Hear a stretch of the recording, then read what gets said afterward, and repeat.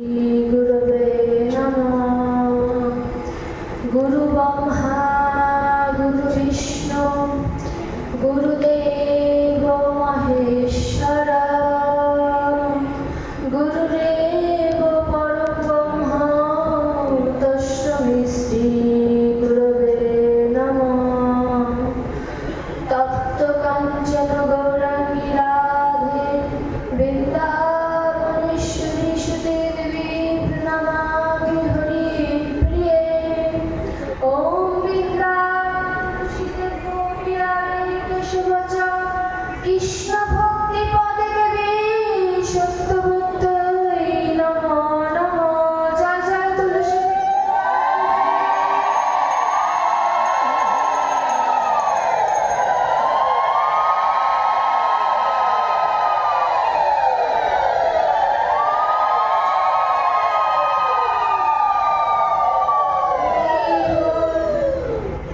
हे कृष्ण करुणा सिंधु दीनबन्धु जगत्पते गोपीश गोपिका कान्त राधाकान्त नमस्ते।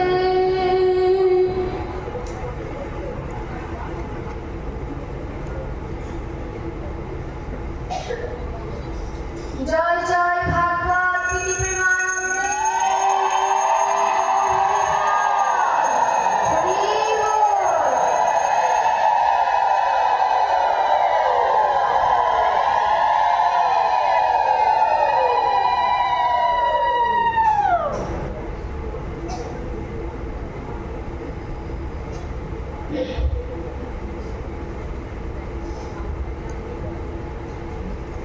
হরে কৃষ্ণ।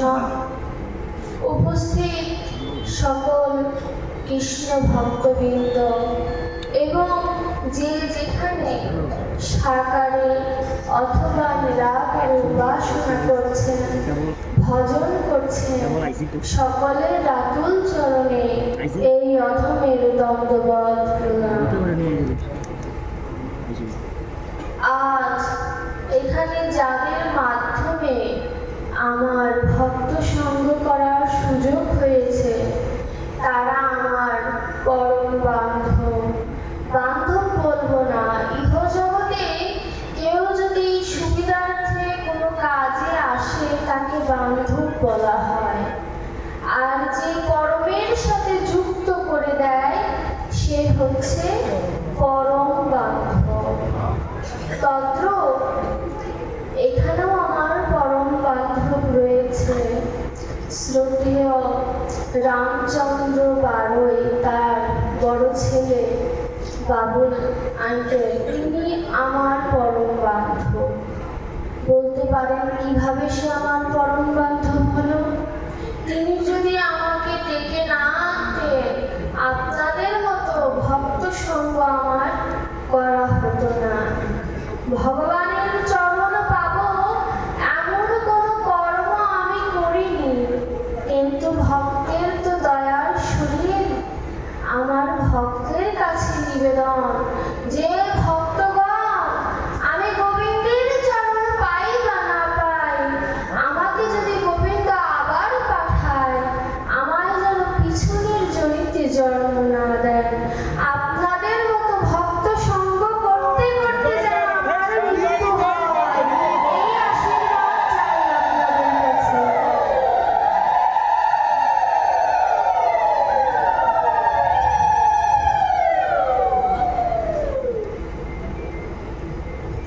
প্রথমেই ভাগবত বন্দনা, তারপরে ভাগবতের কিছু লীলামৃত স্মরণ করানোর চেষ্টা করব।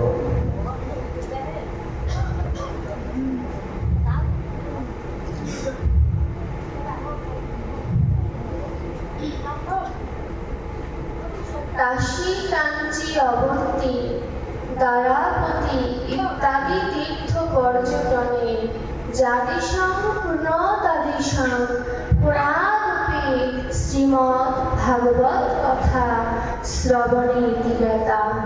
একদা নৈম শারণ্যে গত বৈগুণ্য বিস্তৃত পুনঃ সকল জনগণ মানব ভৃগুনন্দন শোকাদি ষষ্ঠী সহস্র ঋষিগণ শ্রোতা হোমহর্ষ নন্দন শ্রীনন্দনন্দন চরণ প্রয়াণ পরম কারণিক শ্রী সুতমণি বক্তা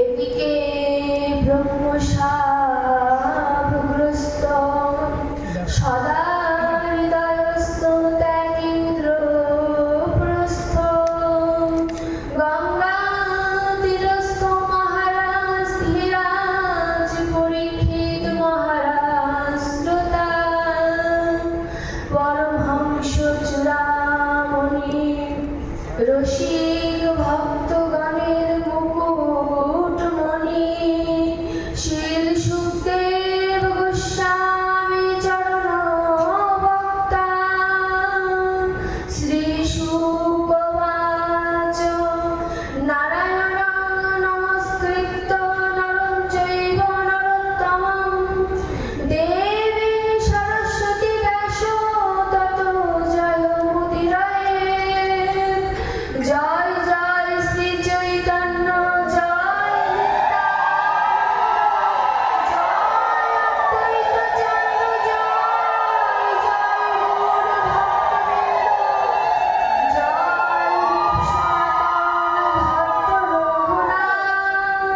শ্রীজীব গোপাল ভট্ট দাস রঘুনাথ এই ছয় গোসাইয়ের করি চরণ বন্ধন যাহা হইতে বিঘ্ন নাশ অভীষ্ট পূরণ শ্রী শ্রী নিতাই গৌর শ্রীবাস গদাধর শ্রী পঞ্চতত্ত্বময় শ্রী হরি পুরুষ সুন্দর শ্রী শান্তিপূর্ণথায় নমো শ্রী নিত্যানন্দ চন্দ্রায় নমো ওম নমো ভগবতে বাসুদেবায় ভগবতে বাসুদেবাস্য ব্যঙ্গময়ী মূর্তি স্বরূপায় শ্রী ভাগবত গ্রন্থ মহাপুরুষায় নমঃ ব্রাহ্মণেভ্যো নমঃ সজনেভ্যো নমঃ মাতৃগণেভ্যো নমঃ বৈষ্ণবেভ্যো নমো নমঃ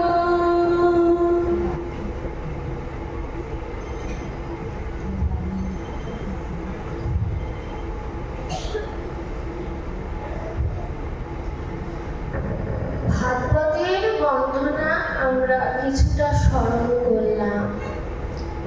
ভাগবতে প্রবেশ করার পূর্বে জানা প্রয়োজন ভাগবত শব্দের অর্থ কি। ভা শব্দের অর্থ ভাতেষু সর্ব শাস্ত্রেষু। গ শব্দের অর্থ গতির যস্য অলৌকিকর। ব শব্দের অর্থ বরিষ্ঠায় সর্বশাস্ত্রেষু। ত শব্দের অর্থ তরুণী ভবাম্বুধি। ভাগেষু সর্বশাস্ত্রেষু শব্দের অর্থ কি? এই ভাগবত হচ্ছে সূর্য সম। গতে কি বললাম?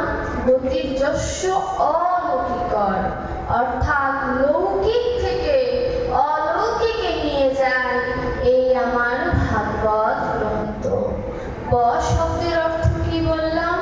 বরিষ্ঠায় সর্বশাস্ত্রেষু, অর্থাৎ সর্বশাস্ত্র অপেক্ষা ভাগবত শ্রেষ্ঠ। ত শব্দের অর্থ আমার মতো কলিহত জীবের জন্য তরুণী ভবাম্বুধি। একমাত্র শাস্ত্র গ্রন্থের মধ্যে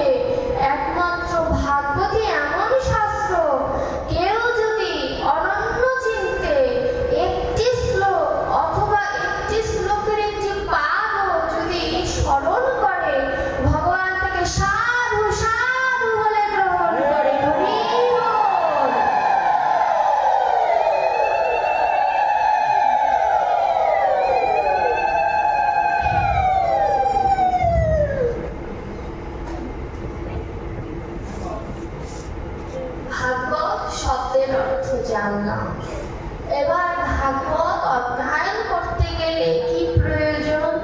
ভক্তি প্রয়োজন। আমরা সবাই বলি ভক্তির দ্বারা ভগবানকে পাওয়া সম্ভব। তাহলে জানা প্রয়োজন ভক্তি কয় প্রকার। ভক্তি হচ্ছে দুই প্রকার, একটি হচ্ছে বৈধী ভক্তি, আরেকটি হচ্ছে রাগ ভক্তি। বৈধী ভক্তি হচ্ছে বিধিময়, আর রাগ ভক্তি হচ্ছে ভাবময়। বিধিময় কেমন? আমি ইহজগতে যা অধ্যয়ন করে ভগবানের পূজা অর্চনা করি, যে সাধনার দ্বারা ভগবানকে ডাকি মন্ত্রের দ্বারা, সেটি হচ্ছে বৈদিক ভক্তি। আর রাগ ভক্তির আরেকটি নাম হচ্ছে প্রেম ভক্তি। যে ভক্তির দ্বারা ডাকলে ভগবানের কাছে কোনো মন্ত্রের প্রয়োজন হয় না, কোনো ফুলের প্রয়োজন হয় না, একমাত্র চোখের জলই ভগবানের কাছে শ্রেষ্ঠ সম্পদ, সেটি হচ্ছে বৈদিক ভক্তির থেকেও অনেক শ্রেষ্ঠ রাগ ভক্তি। বৈদিক ভক্তির প্রয়োজন হচ্ছে প্রেমানন্দ, আর রাগ ভক্তির প্রয়োজন হচ্ছে কৃষ্ণ সেবানন্দ। কৃষ্ণ প্রেমানন্দে কি? যে ভগবানকে আমি ফুল বেলপাতা দিয়ে পূজা দিলাম, তখন আমার ভয় থাকে যে কোনো ত্রুটি হলো না তো। আমরা কিন্তু যে কোনো পূজার ক্ষেত্রে ব্রাহ্মণ দেখবেন ক্ষমা চায় কানে ধরে, গৃহকর্তা হয়ে ক্ষমা চায় যে কোনো ভুল ত্রুটি থাকলে ক্ষমা সুন্দর দৃষ্টিতে দেখো। আর রাগ ভক্তি হচ্ছে কৃষ্ণ সেবানন্দ, অর্থাৎ কৃষ্ণের সেবা করাই তার মুখ্য উদ্দেশ্য। কৃষ্ণকে সে শাসনও করতে পারে, কৃষ্ণকে সে ভালোবাসতে পারে। আমরা জানি না রস পাঁচটি, যেমন যশোদা মা যদি জানতেন ভগবান, তাহলে কি তার বাৎসল্য রস থাকতো? ভগবান বাৎসল্য রস আস্বাদন করতে পারতো না। এর জন্য দেখুন, মথুরায় দেবকী ভগবান শ্রীকৃষ্ণকে প্রণাম করে, আর বৃন্দাবনে যশোদা মা এই একই কৃষ্ণকে দড়ি দিয়ে বেঁধে রাখে। কেন? পার্থক্য একটি, কারণ যশোদা মা তার গোপালকে তার ছেলে রূপে জানে, আর দেবকী তাকে ভগবান রূপে দর্শন করেছে। এর জন্য তার মধ্যে বাৎসল্য রস কিন্তু নেই। তাই বৈদিক ভক্তি অপেক্ষা রাগ ভক্তি অথবা প্রেম ভক্তি সর্বাপেক্ষা শ্রেষ্ঠ। এর জন্য জগৎজীবকে গৌরাঙ্গ মহাপ্রভু বলেছে যে তোমার জ্ঞানের প্রয়োজন নেই, তুমি কৃষ্ণ জ্ঞানে জ্ঞানান্বিত হও, তাহলেই সর্বশিক্ষায় শিক্ষিত হতে পারবে। এটি হচ্ছে ভগবানের শিক্ষা। এবারে প্রেম ভক্তি আমি পাবো কোথা থেকে? ভাগবত পড়তে ভক্তির প্রয়োজন। এখন এই ভক্তি কি তা জানলাম, কিন্তু ভক্তি আমি পাবো কোথায়? শাস্ত্রে উল্লেখ আছে যে রাধারানী ভক্তি স্বরূপিণী, তার কাছে ভক্তি ধন গচ্ছিত আছে। এখন এই ভক্তি ধন আমাদেরকে কে এনে দিল? স্বয়ং গৌরাঙ্গ মহাপ্রভু এনে দিল। তার একটি পদে লেখা আছে, আমাবিনে ব্রজ প্রেম অন্য দিতে নারী, অর্থাৎ তিনি ছাড়া ব্রজ প্রেম কেউ দিতে পারবে না। এর জন্য গৌরাঙ্গ মহাপ্রভু নিজে এসেছেন, রাধা ভাবকান্তি নিয়ে এসেছেন, ভক্ত স্বভাব ভিতরে নিয়ে এসেছেন। তিনি চিন্তা করলেন প্রতিযোগে আমি ভক্তকে পরীক্ষা করি, ভক্ত তবু আমাকে ছাড়ে না। আমি একবার নিজে ভক্ত স্বভাব করে দেখি যে ভক্ত আমার মধ্যে কি এমন পেয়েছে যে যত দুঃখ কষ্টই আমি তাকে দেই, ভক্ত আমার নাম ভোলে না। এর জন্য গৌরাঙ্গ মহাপ্রভু স্বয়ং নিজে এসেছে ভাবগুলো প্রেম আস্বাদন করবে।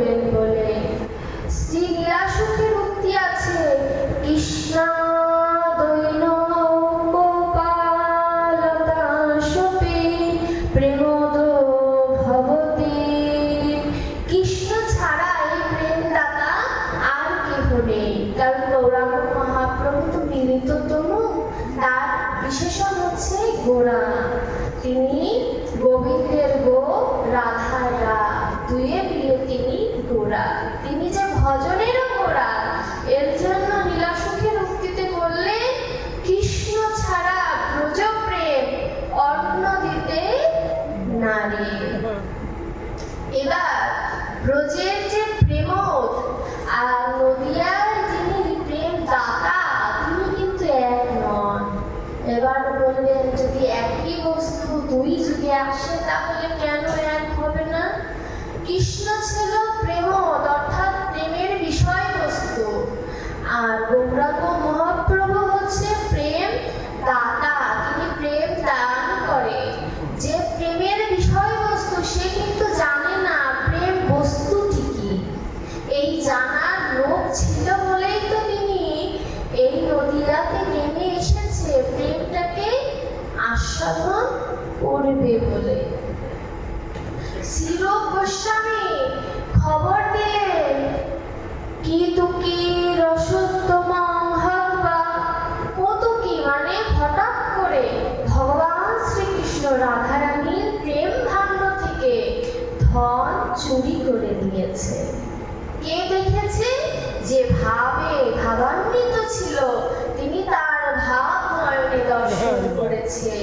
কোনো পদকর্তা নিজের এই মানুষ চক্ষে কিন্তু সেই লীলা দর্শন করেনি, সবাই ভাব নয়নে দর্শন করেছে। ভাব নয়ন ছাড়া গোবিন্দকে দর্শন করা এত সহজ কথা নয়। অদ্বৈত মহাপ্রভু বললেন, করাইব কৃষ্ণ সর্বনয়ন গোচর, তবে সে অদ্বৈত নাম কৃষ্ণের কিঙ্কর। অদ্বৈত মহাপ্রভু ডাকে গৌরাঙ্গ মহাপ্রভু এসেছিলেন, আমরা সকলে জানি। তিনি বলেছিল যে তুমি আসো, তোমার আসার সময় হয়েছে, তাই তিনি এসেছিলেন। এর কারণে আমরা অদ্বৈত মহাপ্রভুর কাছে ঋণী। অদ্বৈত মহাপ্রভু যদি না ডাকতেন, প্রভু হয়তো আরো দেরিতে এই ধরাধামে আসতেন। ভক্তের ডাক এত করুণ যে ভগবান আসতে বাধ্য হয়। এবার ভক্তির প্রয়োজন আমরা জানলাম, ভক্তি কোথায় আছে তাও জানলাম। এখন ভক্তি যে আমি নেব বা ভক্তি রূপ যে ধারণ করব, আমার ভেতর তো কামনা বাসনা রয়েছে, আমি ভক্তিকে কিভাবে অবলম্বন করব? প্রশ্ন। কাম প্রেম দুই বস্তু একই ভাণ্ডে রয়, কামকে ত্যাগ করিয়া কৃষ্ণ সুধা খাইতে হয়। অর্থাৎ আমার দেহের ভিতরে কাম থাকুক তাতে দুঃখ নাই, কিন্তু সেই কামটা যেন ভগবানের চরণে অর্পণ করে দিতে পারি। কামটা যেন গোবিন্দকে কামনা করার মতো হয়, আর প্রেমটা যেন গোবিন্দের চরণে নিয়োজিত থাকে। এর জন্য ভাগবত বললেন, কাম প্রেম দুই বস্তু একই ভাণ্ডে রয়, কামকে ত্যাগ করিয়া কৃষ্ণ সুধা খাইতে হয়। নিম্নগামী যে যায় তার নাম ধারা, ঊর্ধ্বগামী যে যায় সে হয় রাধা। ঊর্ধ্বগামী হতে হবে, নিম্নগামী যে যাবে তার নাম ধারা। সব কথা তো বলা যায় না, তার নাম ধারা। সেই ধারাকে বর্জন করে যে ঊর্ধ্বগামী হবে সে হবে রাধা। আমরা সেই রাধা হওয়ার যোগ্যতা আমার বা আপনার কারোরই নেই, শাস্ত্রে বললেন, কিন্তু অনুকরণ করতে দোষ কোথায়? তার মতো হতে দোষ কোথায়? তার মতো তার ভাব প্রান্তি যদি ধারণ করতে পারি, আর মাথার বস্তু পিতৃবস্তু যদি মাথায় ধরে রাখতে পারি, অযথায় যদি অপচয় না করি, তবে রাধারানী অবশ্যই মাথায় থাকবে। এর জন্য ভজন করার আগে গুরুদেবের কাছে যেতে হয়। শাস্ত্র বললে, যে জীবের গুরুবর্ণ নাহি হয় সে জীব শুকর সম জানিবে নিশ্চয়। সুতরাং গুরুদেবের কাছে যেতে হবে। গুরুদেব আমাকে জানিয়ে দেবে যে কিভাবে ভজন করতে হবে, নিত্য বস্তু কিভাবে ধারণ করতে হবে। এবার কাম প্রেম সম্পর্কে জানলাম। এবার জানবো যে আমার এই বিশ্বের মধ্যে থেকে আমি কিভাবে গোবিন্দকে স্মরণ করব। এই বিশ্ব হচ্ছে গুণময়, ক্রিয়াযুক্ত, ভাবময়, বিকারযুক্ত, আর আমার ভগবান ক্রিয়াহীন, গুণাতীত, তিনি অসীম রূপের অধিকারী। তাহলে বিশ্বে থেকে আমি সেই পরম ব্রহ্মের খোঁজটা পাবো কিভাবে? ভগবান বললেন যে তুমি গীতা পড়ো।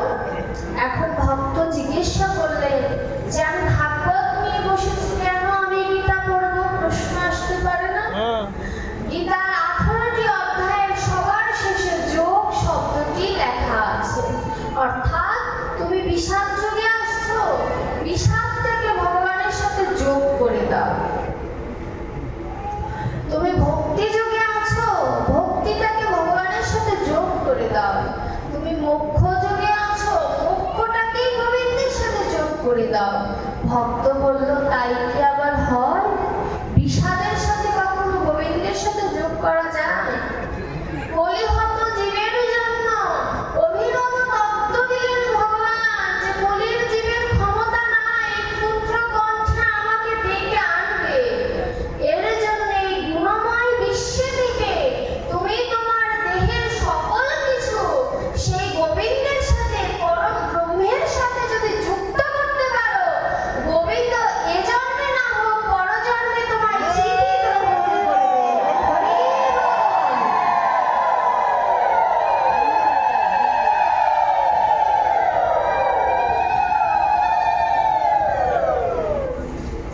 এখন বলতে পারে যে ভগবান আশ্বাস দিয়েছে, কিন্তু আমি তো ঘূর্ণিপাকের মতো ঘুরছি, আমার গতিটা হবে কি?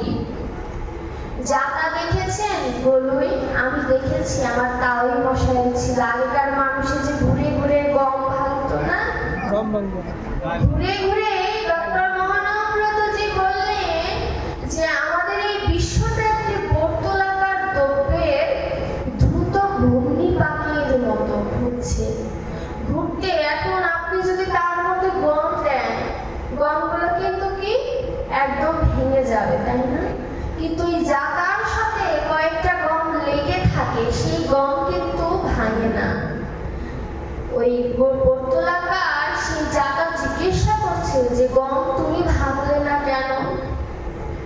তখন সেই গম উত্তর দিল, ভাব দৃষ্টিতে দেখুন, চোখটা বন্ধ করে সেই গম উত্তর দিল যে এই বর্তুলাকার যন্ত্র যখন ঘুরছিল তখন আমি ধীরে ধীরে সেই দ্বন্দ্বের কাছে গিয়ে আশ্রয় নিয়েছি, এর জন্য আমি আর ভাঙিনি। জীবকে শিক্ষা দিল যে পৃথিবী ঘূর্ণায়মান, পৃথিবী নিজের সময় অনুযায়ী ঘুরবে। তুমি সেই মাঝখানের যে দ্বন্দ্ব, অর্থাৎ ভগবান শ্রীকৃষ্ণের চরণ ধরে বলো, হে গোবিন্দ, তুমি ছাড়া আমার আর কেহ নাই, তুমি আমার পরম বন্ধু। দেখবে ওই গমের মতো সবাই ভেঙে গেলেও যে গমগুলো আস্ত রয়েছে সেই দণ্ডটিকে ধরে, তদ্রূপ আমরা একদিন না একদিন সেই দণ্ডকে মজবুত করে ধরলে গোবিন্দের চরণ পাবই পাব। দেখুন ভগবান কত করুণার সিন্ধু। এবার সবকিছু জানলাম, এবার প্রশ্ন যে ভগবান কেন দুজনকে একসাথে হয়ে পৃথিবীতে আসলেন?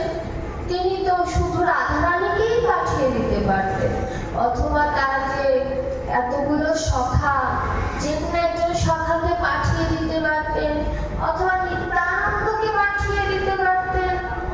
কারণ গৌরাঙ্গ মহাপ্রভুর দুটি গৌণ, দুটি মুখ্য কারণ ছিল এই পৃথিবীতে আসার।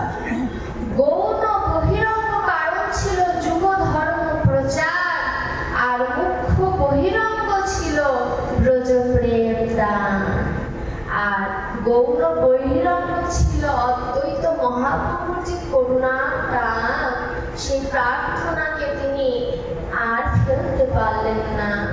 আর গৌর অন্তরঙ্গ ছিল তিন বাঞ্ছাপূর্ণ।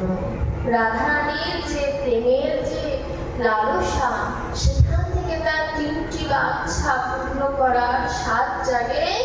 এর জন্য গৌরাঙ্গ মহাপ্রভু এই ধরাধামে আসেন। ভক্তি বিনা এই জগতে কোনো মাধ্যম নেই গোবিন্দকে পাওয়ার। শ্রীল গোস্বামী বললেন তিনি করুণায় অবতীর্ণ, তিনি করুণা করে এসেছেন, জীবের যোগ্যতা নেই তাকে ডাকার। তিনি প্রয়াসলব্ধ নয়, তিনি প্রসাদলব্ধ। অর্থাৎ তিনি যদি করুণা করে না আসে, তাহলে তাকে পাওয়া সম্ভব নয়। যেমন বিগ্রহের সামনে আপনি ফল দিয়েছেন, ঠাকুর মশাইয়ের সামনে আপনি হাত পেতেছেন, ঠাকুর মশাই আপনাকে দেবে কিনা এটা তার করুণা, কিন্তু হাত পেতে থাকা এটা আপনার সাধনা। তত্র ভগবান শ্রীকৃষ্ণ প্রয়াসলব্ধ নয়। আপনি সরাসরি মন্দিরে যে নিজে হাতে প্রসাদ তুলে খেতে কিন্তু পারবেন না। এটি হচ্ছে প্রয়াস। তিনি প্রয়াসলব্ধ নয়, তিনি প্রসাদলব্ধ। অর্থাৎ আমার করুণার ডাকে তার মনের ভিতরে যদি একটু নাড়া দেয়, তবেই তিনি সেই গোলক থেকে এই ভূলোকে আসবে। এবার বলতে পারে যে আমরা কলির জীব, আমরা স্বার্থ ছাড়া কিছু করি না, আমি নিজেও করি না। এখন কৃষ্ণকে ভালোবাসলে আমার শেষের দিনের গতি কি হবে প্রশ্ন আসতে পারে। এই প্রশ্ন শুধু আমাদের নয়, এই প্রশ্ন স্বয়ং ব্রহ্মা বিষ্ণুরও ছিল। নারদ বিনার সুরে কৃষ্ণ নাম করতে করতে এই মর্তে আসেন। এক বুড়িমা তাকে দর্শন করে বলে যে নারদ, তুমি তো সারাক্ষণ কৃষ্ণ নাম করো, বলতে আমায় পারো যে কৃষ্ণ নাম করলে আমার শেষের দিনের গতি কি হবে? নারদ বলল, এই প্রশ্নের উত্তর আমার জানা নাই, আমি আমার পিতার কাছে জিজ্ঞাসা করব। নারদের পিতার নাম কি? ব্রহ্মা। ব্রহ্মাকে জিজ্ঞাসা করলেন, ব্রহ্মা চার মুখে কৃষ্ণ নাম করে। ব্রহ্মা বলে যে আমি তো নাম করি, কিন্তু নাম করলে কি গতি হবে আমার তো জানা নাই। ব্রহ্মা সহ নারদ গেলেন শিবের কাছে। শিব বললেন, আমি পঞ্চমুখে নাম করি, কিন্তু নাম করলে গতি কি হবে আমার জানা নাই। যে নামের নামই তাকে জিজ্ঞাসা করি যে নাম করলে কি গতি হবে। বিষ্ণুর কাছে গেলেন যে ভগবান তুমি বলো নাম করলে কি গতি হবে। বিষ্ণু হেসে বলে যে নাম করলে কি গতি হবে আমার তো জানা নাই। সর্বনাশ, কেউ জানে না। এখন বিষ্ণু বলল যে উত্তর একজন দিতে পারে। মথুরায় আমার এক ভক্ত আছে সন্দীপন মুনি। সন্দীপন মুনি ছিলেন কৃষ্ণ বলরামের গুরুদেব। সেই সন্দীপন মুনি এই প্রশ্নের উত্তর দিতে পারে, তোমরা মথুরায় যাও। ঠিক আছে, নারদ সহ ব্রহ্মা বিষ্ণু শিব চারজন মিলে সন্দীপন মুনির কাছে গেলেন। সন্দীপন মুনি ছিলেন সারাদিন ভিক্ষা করে, তিনি গোবিন্দের সেবা লাগাতেন। সেবা লাগিয়ে তারপরে অতিথি সেবা দিতেন। অতিথি সেবার পরে যা অবশিষ্ট থাকতো তিনি সেবা নিতেন। আমরা যদি কৃষ্ণকে ভালোবাসি, তাহলে কৃষ্ণের কাছে কি চাই? যদি শুদ্ধ ভক্ত যদি হয়ে থাকে, তাও তবু তার চাওয়া থাকবে গোবিন্দ তোমার চরণ যেন পায়। আর এই সন্দীপন মুনি ব্রহ্ম মুহূর্তে, অর্থাৎ সূর্য উদয়ের আগে তিনি গঙ্গা স্নান করে তিনি তার ঘরের যে চৌকাঠ, সেই চৌকাঠে বসে কাঁদতো আর কি বলতো জানেন? হে ভগবান, আমি এমন কোনো কর্ম করিনি যে তুমি আমার ঘরে আসবে,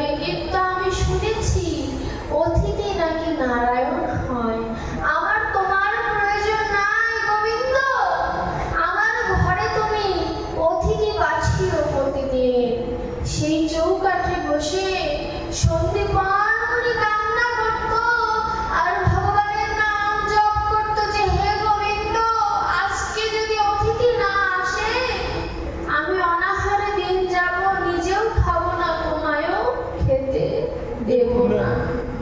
সন্দীপন মনে এমন করে কান্না দেখে ভগবান বিষ্ণুর 7 জায়গায় যোগে পরীক্ষা করবে। সন্দীপন মনির কাছে এর জন্য তারা 4 জন ছদ্মবেশে গেলেন। সন্দীপন মনি তো মহা আনন্দে আনন্দিত যে আমার গৃহে 4 জন বৈষ্ণব এসেছে।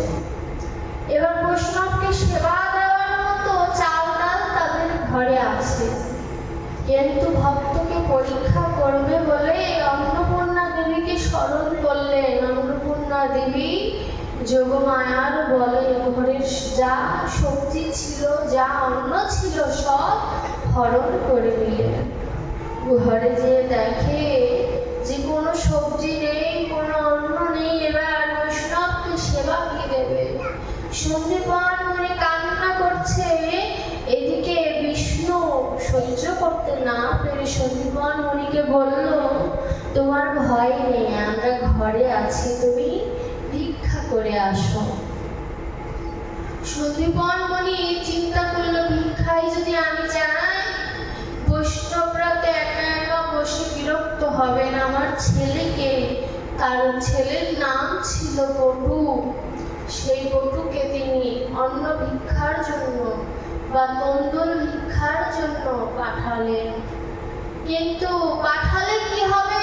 ভগবান শ্রীকৃষ্ণের যে মূল অবতার বিষ্ণু, তিনি চতুরের শিরোমণি, তিনি নিজের ভিতর থেকে একটি বটু সৃষ্টি করলেন। সেই বটু আসল বটুর আগে সম্পূর্ণ গ্রাম ভিক্ষা করে নিয়েছে। বাবা, এক ভিখারি যদি 2 বার যায়, কেউ কি তারে ভিক্ষা দেয়?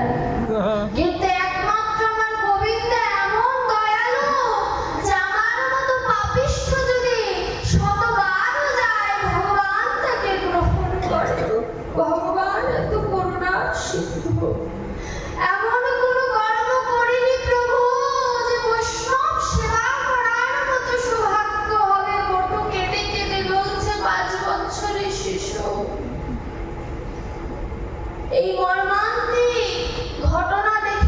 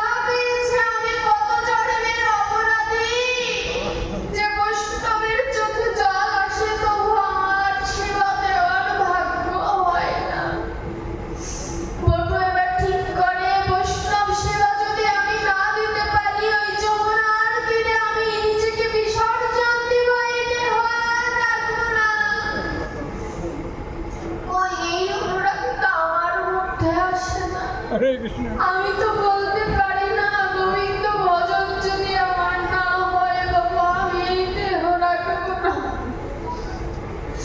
এই কথা তো আমার মুখে আসে না বাবা। উঠে যখন যমুনায় ঝাঁপ দেবে সুখ পাখি কানে এসে বলে বৃন্দাবনে কেউ অনাহারে থাকে না, তুমি যমুনা পার হয়ে বৃন্দাবনে যাও।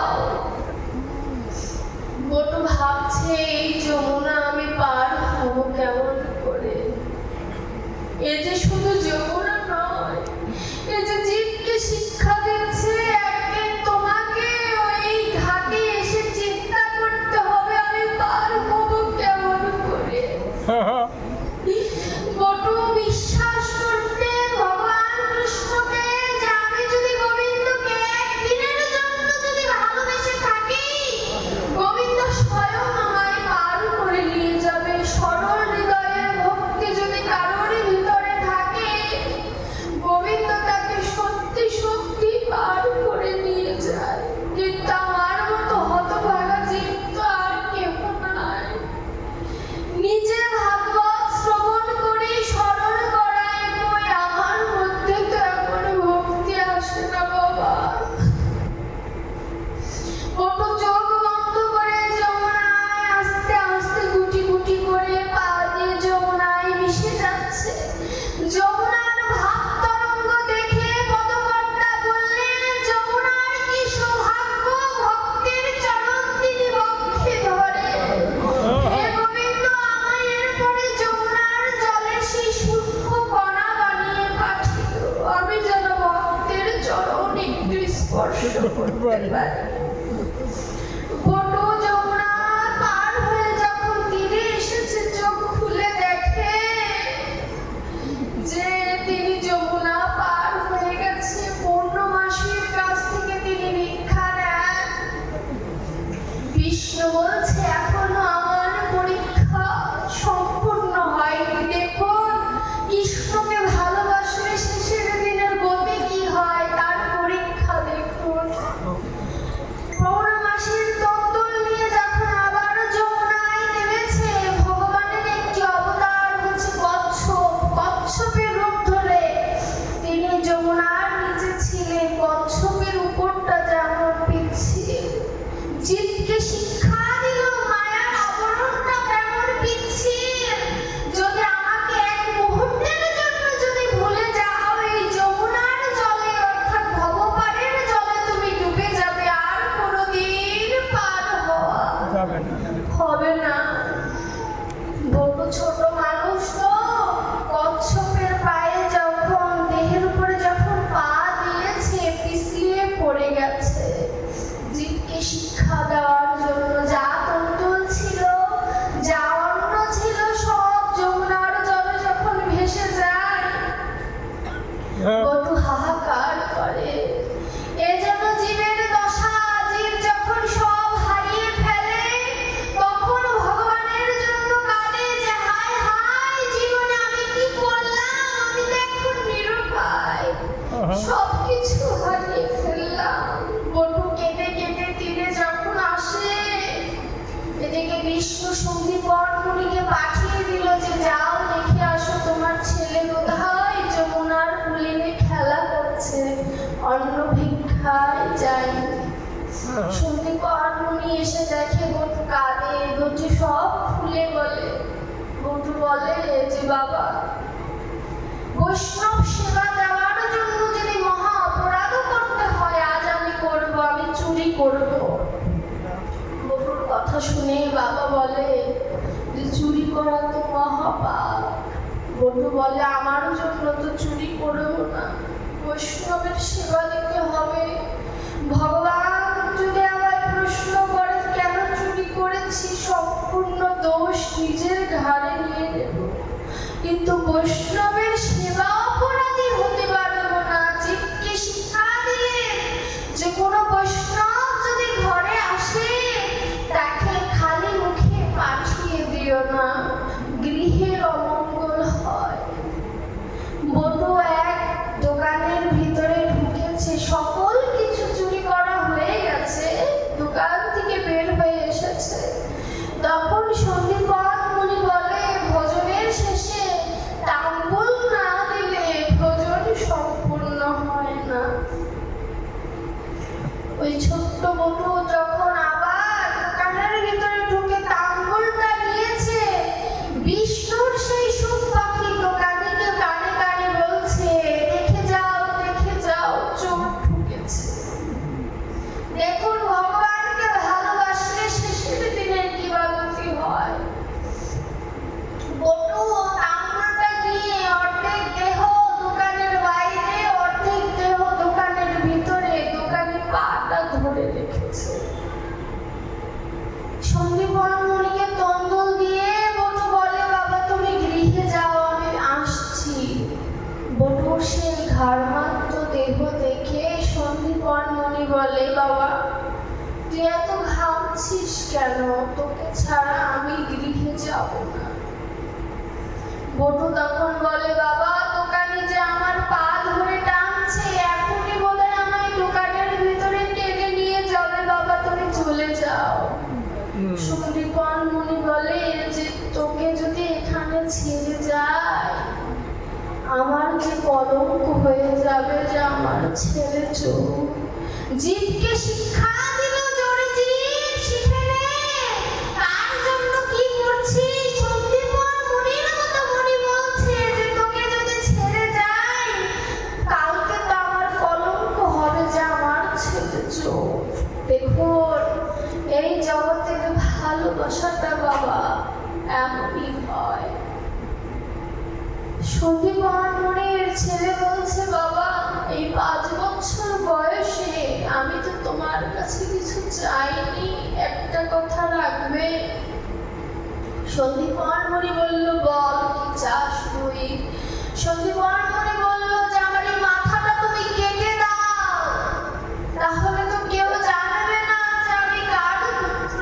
সন্দীপন মুনি কেঁদে কেঁদে বলছে, হায় হায়, শাস্ত্রে লেখা আছে 1 থেকে 5 বছর বয়সী শিশু যে কথা বলবে, সে কথা মা বাবার রাখা কর্তব্য।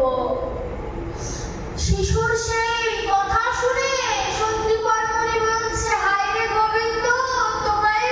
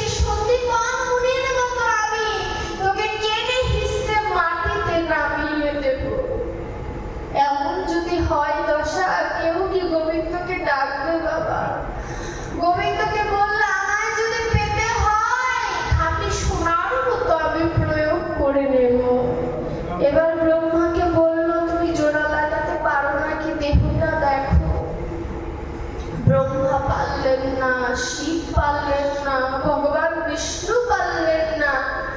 নারদ মুনি যখন এই পুত্রটাকে ধরেছে, পুত্রটা জ্যান্ত হয়ে গেছে। নারদ মুনি বলছে, ভগবান তুমি দাঁড়াও, আমি বুড়ি মায়ের উত্তরটা দিয়ে আসি।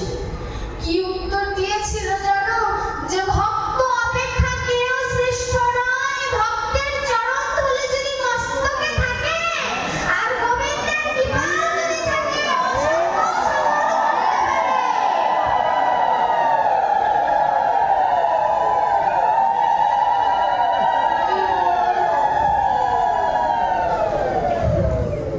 ভগবানের করুণা এত অপার। ভগবানকে কেউ যদি ভালোবাসে, ভগবান তাকে ভালোবাসে। তার প্রমাণ এই সন্ধিপর মুনির মাধ্যমে আমরা জানতে পারলাম যে গোবিন্দকে ভালোবাসলে তার গতিটা কেমন হয়। ভগবান ভক্তকে ভালোবাসে, এর জন্য ভগবান ভক্তকে কষ্ট দিয়ে বোঝায় যে এই জগতে কেউ কারো নয়, সকলে আমরা অপরের জন্য কাঁদছি, কিন্তু যার জন্য কাঁদার প্রয়োজন ছিল তার জন্য কাঁদছি। ভগবানকে যদি ভালোবাসতে হয়, এবার যদি ভালোবাসতে হয়, আমি ভালোবাসবো কেমন করে? প্রশ্ন আসতে পারে না যে ভগবানকে আমি ভালোবাসবো কেমন করে? আমার ভালোবাসা তো শুদ্ধই হয় নাই, আমার বাসা তো ভালোই হয় নাই, আমি ভগবানকে ভালোবাসবো কি করে? ভগবান বললে যে তুমি শোনো, নিত্য ভগবতং শ্রীণু, নিত্য ভগবত কথা শোনো, শুনিলেই মঙ্গল। শ্রবণং মঙ্গলম শ্রীমদততম ভক্তি কীর্ণন্তে ভূরিদা জনা। শুনিলেই মঙ্গল। আজ বুঝিবে না যে হো, শুনিতে শুনিতে সে হো। অদ্ভুত চৈতন্য চরিত, বুঝিবে রসের রীতি, হইবে পরম প্রীতি। শুনিলেই মঙ্গল, বুঝবার না বুঝো। কৃষ্ণ শব্দের অর্থ হচ্ছে আকর্ষণ করা। এমনই মধুময় না যে একবার যদি কর্ণ দিয়ে প্রবেশ করে অন্তরে, একদিন না একদিন ঠিকই ঢুকবে, ঠিকই ঢুকবে, ঠিকই একদিন না একদিন আমাকে অলিহত জীবকে ঠিকই কৃপা করবে। চন্দ্রদাস বলে যে একুল ওকুল দুকুল গোকুল, আপন বলিল কারে, শীতল বলিয়া শরণ লইলাম তোয়ার কমল চরণে। একুল ওকুল দুকুল, কোন কুলে আপন বলতে কেউ নেই। তাই ভেবে চন্দ্রদাস বললেন, সবকিছু ছেড়ে তোমার কমল চরণের শরণ লইল, কৃপা করো আমার। এই যে ভক্তের ডাক যে তুমি আমায় কৃপা করো, এই কথাটা যেদিন ভিতর থেকে আসবে, সেদিন ভজন এর ধাপে এক ধাপ এগিয়ে যাব। তার আগে কোনোদিন ভগবানের কাছে আগানো সম্ভব নয়, তার আগে কোনোদিন আগানো সম্ভব নয়। আমরা ভাগবত নিয়ে জানলাম, প্রেম ভক্তি জানলাম, ভগবানকে ডাকলে কি হবে জানলাম। এবার যদি বলি যে আমি তো শিশু বয়সে ভগবানকে ডাকি নাই, আমার বয়স তো অনেক হয়ে গেছে, আমি বৃদ্ধ হয়ে গেছি, এখন আমার উপায়টা কি হবে? ভাগবতের যে কোনো একটি অধ্যায় লীলা কথা স্মরণ যদি কেউ করে 10 থেকে 15 মিনিটে শেষ দেওয়া যাবে, কিন্তু এই কথাগুলো জানা প্রয়োজন। বাবা, আপনাদের কি ভালো লাগছে? হ্যাঁ, ভালো লাগছে। না হলে আমি লীলার ভিতরে প্রবেশ করবো, এগুলো জানা প্রয়োজন। এই জিনিসগুলো আমরা পাঠকরা দিয়ে যাচ্ছি, মানে আমাদের নামের শেষে ঠক দিয়েও যাচ্ছি আমরা ঠক। আপনারা আদায় করে নেবেন আমাদের কাছ থেকে। এই ভাগবতের যে কয়েকটি অধ্যায় আছে, ওই ছোট্ট বাচ্চা যে শিশু, সেও টিভির সিরিয়াল দেখে মুখস্থ করে ফেলেছে যে ভগবান শ্রীকৃষ্ণ কি কি করেছে। কিন্তু এই যে আমি যা বললাম, যা গোবিন্দ আমাকে দিয়ে বলালেন, এই কথাগুলো থেকে আমরা হারিয়ে যাই। এই কথাগুলো আমাদের জানতে হবে, এই কথাগুলোকে ধারণ করতে হবে, ভগবানের কথা স্মরণ করতে হবে, আর যে বিষয় সেগুলোকে ধারণ করতে হবে। ধারণ না করলে স্মরণ করা হবে না। মোর মুখে বক্তা তুমি, তুমি হও শ্রোতা, হৃদয়ে কহাও তোমার বাণী। আমার মুখে বক্তাও ভগবান শ্রীকৃষ্ণ, আমার সামনে শ্রোতাও ভগবান শ্রীকৃষ্ণ, আমার হৃদয়ের ভিতরেও ভগবান শ্রীকৃষ্ণ। সকল কিছুই কৃষ্ণময়। সমদর্শন যেদিন হবে, তাই বলেছে সমদর্শন করো। কেউ যদি ভাগবত বা গীতা পড়ে, তাকে রাজর্ষি উত্তম বলা হয়। রাজর্ষির থেকে উপরে রেখেছে কেন? যে গীতা ভাগবত পড়ে তিনি হচ্ছে রাজর্ষি, অর্থাৎ তার জ্ঞান আছে। আর যে রাজর্ষি উত্তম, যিনি রাজর্ষির থেকেও বড়, তার ভিতরে ভগবত এবং গীতার যে জ্ঞান তিনি স্মরণ করতে পেরেছেন, তিনি হচ্ছে রাজর্ষি উত্তম। ডক্টর মহানাথ প্রতিজি বললেন। এবার প্রশ্ন আসতে পারে যে ভগবান শ্রীকৃষ্ণকে যে বললাম আমার বয়স হয়ে গেছে, ভগবান বললেন যা যাওয়ার তো গেছেই চলে, খেদ করিস না হাটটা বলে। যা আছে জীবনের যতটুকু সময় আছে তাই দিয়ে গোবিন্দকে স্মরণ করুন। অপরাধ ক্ষমা করবেন, একটু জল সেবা নিয়ে। হরে কৃষ্ণ।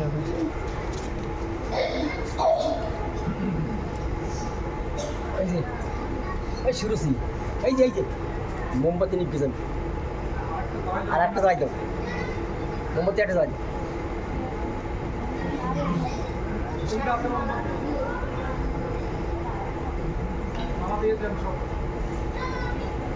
দিয়ে দাও, দিয়ে দাও।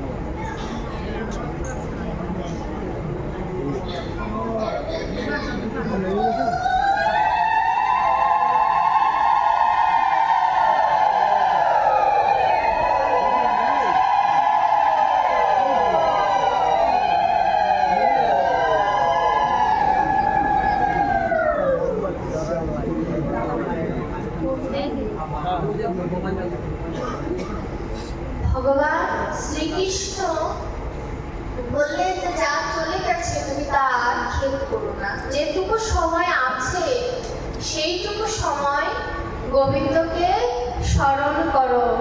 গোবিন্দকে স্মরণ করলে তোমার যা চলে গেছে সেটুকু তুমি পূর্ণ না করতে পারলেও, ভগবানকে না পেলেও, তোমার পেছনের কুলে আর জন্ম হবে না। ভগবান আরেকটি সুযোগ দিবে নতুন করে ভগবানকে ভালোবাসার। ভগবান বললেন তোমার জীবনটা কেমন করো, মরণ কথাটা রাখিও স্মরণ, অহং যাবে দূরে। অর্থাৎ মরণের কথাটা যদি আমি স্মরণ রাখতে পারি, অহংকার দূরীভূত হয়ে যাবে। মরণ কারোর কথা শোনে না, যে আর মরণ কারোর কথা শোনে না এমনই একটি বিষয়বস্তু, এই যে মনটি শেষ হয়ে গেল, এই মনটি এখন নিভিয়ে দেব, তাই না? নিভিয়ে দেওয়ার পরে এই ছোট্ট মনের কোনো মূল্য আছে? কোনো মূল্য নেই। যতটুকু মূল্য আছে ততটুকু মূল্য এই মানব দেহের নেই যদি এই প্রাণ পাখিটা একবার বের হয়ে যায়। তাহলে চিন্তা করুন, কি আমার করছি? এই দেহ আমার নয়। মা বাবা আমার, সেটিও ভুল কথা। সকলে আমাকে পেয়েছে, মা বাবা সাধনা করে আমাকে এনেছে, গুরুদেব আমায় সাধনা করে মন্ত্র দিয়েছে, সবকিছু সাধনার দ্বারা, অর্থাৎ কেউ কারো নয়। সকলে আমরা ভগবানের কাছ থেকে এসে ভগবানই একমাত্র উপায়। মরণ কারোর কথা শোনে না, সে যে যেথায় সেথায় যখন তখন সদাই দেয় হানা। বেঁচে আছো এই আশ্চর্য, দেহে নেই কোনো ব্রহ্মচর্য, দেহে যদি থাকতো একটু ধৈর্য, ঐশ্বর্য আর গায়ে ধরতো না। মরণ কারোর কথা শোনে না। মরবে বলে মনে রেখো, বেশি দিন বাঁচিবে দেখো। তুমি কথার মতো কথা শেখো, ওই মরণের দিন যাবে জানা। ভাবা পাগলার সত্য বচন একবার যদি ধারণ করতে পারো, তাহলে এই যে মরণ কখন আসবে, এই মরণ কবে আসবে এটি জানা যাবে। দেখুন, যারা সাধু থাকে তারা কিন্তু জানতে পারে যে তারা কবে দেহ ত্যাগ করবে। এটি হচ্ছে তাদের যোগ বল, তাদের যোগ সাধনা। তাহলে বলতে পারি যে তারা জানলো কি করে? জীবনটাকে বানাতে হবে লাইটের মতো। কেন বললাম লাইটের মতো? এই যে লাইটও চলছে, ফ্যানও চলছে, তাই না? দুটি বৈদ্যুতিক তারের মাধ্যমে চলছে। সুইচও আছে, লাইটেরও আছে, ফ্যানেরও আছে। একজন ফ্যানের সুইচ বন্ধ করবে, একজন লাইটের সুইচ বন্ধ করবে। লাইটের সুইচ বন্ধ করার সাথে সাথে কিন্তু লাইট বন্ধ হয়ে যাবে। তো ফ্যানের সুইচ বন্ধ করলে কি তাই হয় বাবা? 2-3 পাক দিবে, তারপরে বন্ধ হবে। অর্থাৎ আমি বোঝাতে চেয়েছি যে আমার মতো কলিহত জীবের অবস্থায় ফ্যানের মতো হয়েছে। গোবিন্দ বন্ধ করে দিলেও আমি বলি আমি আমার মতো 2-3টা পাক নিই, তারপরে গোবিন্দের কাছে সারেন্ডার করে যে ভগবান আর পারছে না। কিন্তু যিনি শুদ্ধ বৈষ্ণব, তিনি ওই লাইটের মতো, যাকে একবার বন্ধ করলে গোষ্ঠকার স্থগিত, তিনি আর পা বাড়ায় না। তিনি চিন্তা করে গোবিন্দ সাড়া দিয়েছে, অবশ্যই সমস্যা রয়েছে। আমাদের জীবনটাকে এর জন্য এই লাইটের মতো হতে বলেছে। এই লাইটের আলোয় আমি ভাগবত আপনাদের স্মরণ করাচ্ছি। এই লাইটের আলোয় কোনো চোর কোনো দোকানে চুরি করছে, তাহলে দোষ কার? আমার দোষ, আমার ভিতরে আত্মার দোষ তিনি আমাদের করাচ্ছেন। আমাদের আত্মাটা ওই লাইটের আলোর মতো, তিনি সাক্ষী স্বরূপ আমার ভিতরে রয়েছে। বেদে বলেছে 10 আঙ্গুল পরিমাণ জায়গা নিয়ে ভগবান আমাদের হৃদয়ে থাকেন, কিন্তু তিনি সাক্ষী স্বরূপ রয়েছে। সব কিছু আমাদের উপরে দায়িত্ব দিয়ে তিনি রয়েছেন এই কারণে, যাতে শ্বাস প্রশ্বাসটা চলে। ভগবান আমাদের ভালো কর্ম উৎসাহিত করে না, খারাপ কর্ম উৎসাহিত করে না। কিন্তু হ্যাঁ, এই তুলসীর মালা যেদিন থেকে কোনো ভক্ত ধারণ করবে, সেদিন থেকে ভগবান তাকে খারাপ কিছু করতে গেলে অবশ্যই নাড়া দেবে। কিন্তু আমাদের ভিতরে এমন একটা হরি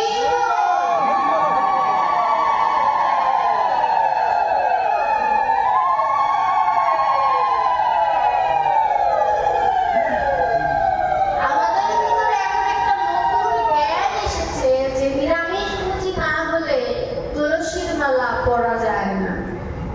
নতুন একটা জ্ঞান এসেছে, এটি ভুল ধারণা।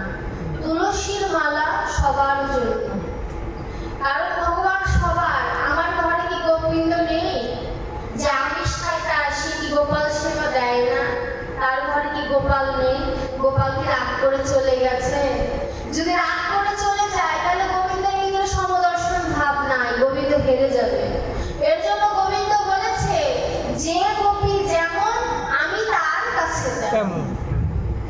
অর্থাৎ ভক্ত যে বলে না, যে যথামাং প্রপদ্যন্তে তাংস্তৈব ভজমহ, যে আমাকে যেভাবে উপাসনা করে আমি তাকে সেভাবেই দর্শন দিই। এর জন্য এই জ্ঞান থেকে বের হয়ে আসতে হবে। আরেকটি জ্ঞান থেকেছে, যে নিরামিষ খায় সেই সাধু। এটা ভুল কথা। আমি কাউকে কিন্তু ছোট করছি না, আমি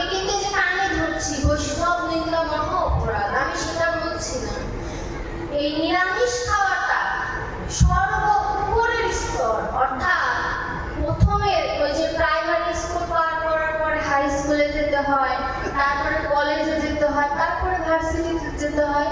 এই ভার্সিটি হচ্ছে, ভার্সিটি বললেও ভুল হবে, ভার্সিটি কমপ্লিট করে মাস্টার্স কমপ্লিট করতে হয়। মাস্টার্স হচ্ছে নিরামিষ ভোজী। প্রথম স্তরটা হচ্ছে নিজের দেহ শুদ্ধি, দ্বিতীয় স্তর হচ্ছে মুখ শুদ্ধি। সত্যই পরম ধীমহি, সত্যই পরম ধর্ম। আমি সাধু কিন্তু নিরামিষ খাচ্ছি, কিন্তু আমার চোখ ঠিক নাই, বদন ঠিক নাই, আচরণ ঠিক নাই, সে কিন্তু বাবা নিরামিষ খেয়েও পাবে। সে সাধুকে অপমান করছে, আমি সাধুর বেশ ধারণ করেছে, এর জন্য সে সাধুকে অপমান করছে। অর্থাৎ আমার দেহ শুদ্ধি করতে হবে, মুখ শুদ্ধি করতে হবে, আমার চোখ শুদ্ধি করতে হবে, কান শুদ্ধি করতে হবে। সকল কিছু যখন আমার পূর্ণাঙ্গ দেহ শুদ্ধ হয়ে যাবে, তখন আমাকে শাস্ত্র গ্রন্থ পাঠ করতে হবে, গোবিন্দকে জানতে হবে। সবগুলো ধাপ যখন কমপ্লিট হবে, যখন ভার্সিটি কমপ্লিট হবে, অনার্স কমপ্লিট হবে, তখন আপনি নিরামিষ ভোজী হতে পারেন। নিরামিষ ভোজী হয়ে ভজন করে না, ভজন আগে মজ, তারপরে ভজন। আগে মজতে হবে, তারপরে ভজন করতে হবে। এর জন্য এই জিনিসগুলো থেকে বের হয়ে আসতে হবে। যে নিরামিষ খাচ্ছে তাকে আমি প্রণাম করব, তিনি আমার প্রণাম গ্রহণ করুন। কিন্তু আমাদের ভিতরের এই জ্ঞান থেকে বের হয়ে আসতে হবে যে নিরামিষ খায় সেই সাধু। এই কথাটা ভুল। যারা কালীকে উপাসনা করে তারা কিন্তু মাছ মাংস খায়, আপনারা জানেন কিনা আমি জানি না। মাছ মাংস খায়, তারা কি বড় মাপের নয়? তারাও কিন্তু বড় মাপের। তাদের কাছে মূল মাধ্যমটা থাকে মুখ, বদন, বচন। তাদের কথাগুলোকে তারা সত্যে পরিণত করেছে। আজকালকার যুগের সাধুরাও মিথ্যা কথা বলে, বলে না বাবা? কেউ স্বীকার না করলেও আমি জানি, সবাই বলছে। এর জন্য আমি আগেই বলেছি, আমি বৈষ্ণবকে অপমান করছি না। ইউটিউব দাদারা এগুলো কেটে কিন্তু ছাড়বেন না, এটা আমার অনুরোধ। কেটে ছাড়বেন না, সম্পূর্ণ কথাটা ছাড়বেন, না হলে আমাকে বৈষ্ণবরা আবার আমাকে অপরাধী বানিয়ে দেবে। আমার কথার মূল উদ্দেশ্য হচ্ছে যে নিরামিষ ভোজী সে তো প্রণামের যোগ্য, যে নিরামিষ খায় নাই তাকে অবহেলা করবো এটাও নয়, তিনিও প্রণামের যোগ্য যদি তার মধ্যে ভজন থাকে। আমার ভিতরে যদি ভজন একবার চলে আসে, ওই হরিদাসের মতো হবে। হরিদাস বলেছিল না 22 রাজারে বেত্রাঘাত খেয়ে, যে নাম আমি ছাড়বো কি নাম আমায় ছাড়ে না। তদ্রূপ আমার দেহটা যদি ভজনে লেগে যায়, ওই আমিষ আমাকে ছেড়ে যাবে, আমাকে আর আমিষ ছাড়তে হবে। ওই আমিষ যেদিন আমাকে ছাড়বে, সেদিন সত্যিকার অর্থে আমিষ ছাড়া হবে। আর আমি যদি আমিষ ছাড়ি, সেটাকে আমিষ ছাড়া হবে না। কারণ আমি যদি নিরামিষ খেয়েও যদি আমার চোখ ঠিক না থাকে, নিরামিষ খেয়ে লাভ। সুতরাং সর্বপ্রথম কাজ থাকবে সত্য কথা বলা, দেহটাকে পবিত্র রাখা, সুন্দর রাখা। ভগবানের জন্য শাস্তি হবে, এই তিলকটা ধারণ করতে হবে। এই তিলকের মধ্যে বিশাল একটি মাহাত্ম্য। তাদের সঙ্গে তিলক ধারণ করতে হবে, ভগবানকে স্মরণ করতে হবে। ভগবান যদি কৃপা করে তবে ভজনের পথে অগ্রসর হওয়া সম্ভব। এবার এগুলো তো জানলাম। এবার আমার যদি বলেন যে আমার তো যা যাওয়ার চলেই গেছে, আমার একটি সন্তান আছে, তাকে আমি কৃষ্ণ পথে চালিত করব কি করে? বা তাকে কি এখনই কৃষ্ণ পথে দেওয়ার প্রয়োজন আছে, না ভবিষ্যতে দেব? শাস্ত্রে বলবো না, পদকর্তা বললেন, বলরাম দাসের কবিতায় বললেন, সপ্তম মাসে যবে জননী জঠরে, যখন কেঁদে কেঁদে বলেছিলাম প্রভু মুক্তি দাও করে, ভবে গিয়ে জনম নিয়ে ভজিব তোয়ারে। কথা দিলাম 32টি নারী পেঁচিয়েছিল আমাদের, গোবিন্দ মুক্তি দিলেন। এবার প্রথম সময়কালে স্তনপান কুতূহলে অজ্ঞানে আছিল মতিহীন, তবে তো বালক সঙ্গে খেলাইলাম নানা রঙ্গে। প্রথম সময় সময়কালটা মায়ের দুগ্ধ পান করে ছেলেমেপনা করে কেটে গেল। দ্বিতীয় সময়কালে বিকার ইন্দ্রিয় জালে পাপ পুণ্যের কিছু নাই ভয়, ভোগ বিলাস নারী এসব কৌতুক করি। দ্বিতীয় সময়কাল যৌবন চলে এলো, ভোগ বিলাসের মত্ত হয়ে রইলাম, নারীর প্রতি আসক্ত হয়ে গেলাম, পুরুষ নারীর প্রতি, নারী পুরুষের প্রতি আকৃষ্ট হয়ে মায়ায় আবদ্ধ হয়ে গেলাম। তৃতীয় সময়কালে বন্ধন এসে হাতে গলে, পুত্র পৌত্র গৃহবাস আশা বাড়ে দিনে দিনে, ত্যাগ নাহি ভয় মনে। বিয়ে হলো, সন্তান হলো, এবার সন্তানদের বিয়ে দিলাম। সন্তানদের বিয়ে দেওয়ার পর নাতির প্রতি আসার পর ভগবানের কাছে বলি, গোবিন্দ আর কিছুদিন বাঁচিয়ে রেখো, নাতির বিয়েটা যেন দেখতে পাই। মনের বাসনা আর শেষ হয় না। চতুর্থ সময় এলো জলি, শ্রবণে না শুনি অতিশয় লোলচর্ম শুভ্রকেশ। লোলচর্ম অর্থাৎ কি, চামড়া ঢিলে হয়ে গেছে, শুভ্রকেশ চুল সাদা হয়ে গেছে, কোটরে নয়ন চোখ গর্তে চলে গেছে। আগে তারে ভজনায় এখন কি করবে ভাই? বলরাম দাসে কয় রাখো মহাশয়। বলরাম দাস পদকর্তা বলছেন, এবার রাখো, আর কত? এবার কেঁদে কেঁদে বলি যে ভবে জন্ম নিলাম প্রভু, তোমার ভজন তো আমার হলো না। তখন গোবিন্দ আশ্বাস বাণী দিলেন, যা যাওয়ার গেছে চলে, খেদ করিস না আর তা বলে।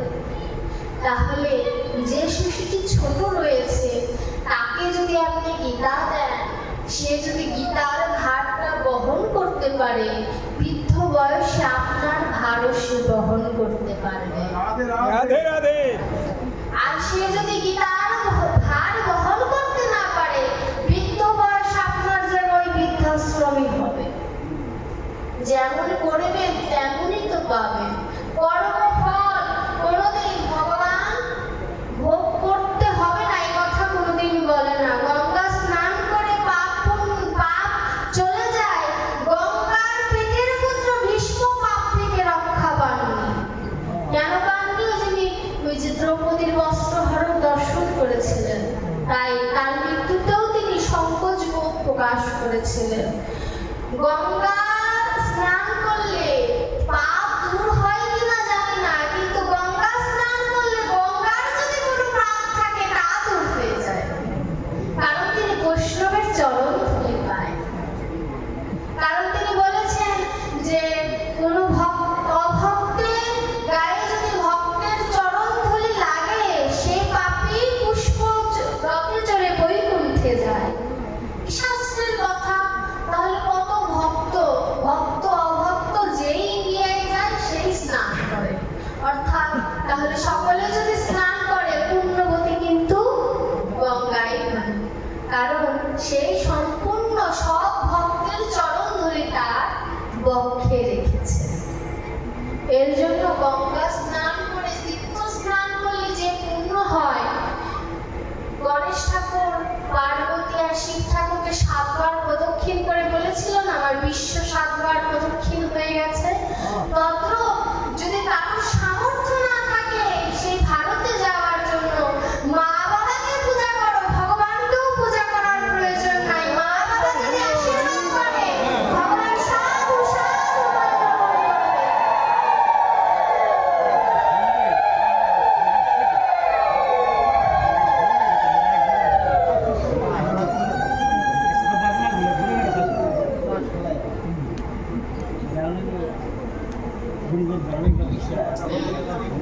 ভগবান শ্রীকৃষ্ণ ভাগবতের একটি লীলার কিছু অংশ দেখুন। ভগবান শ্রীকৃষ্ণ যখন গোঠো খেলায় মত্ত ছিলেন, গোঠো খেলায় মত্ত থাকাকালীন তিনি অনেক অঘাসুর বগাসুরকে হত্যা করেছেন, তাই না? গোঠো খেলায় মত্ত থাকাকালীন দুটি পক্ষ হতো, একটি হচ্ছে বলরামের পক্ষ, একটি ভগবান শ্রীকৃষ্ণের পক্ষ। তার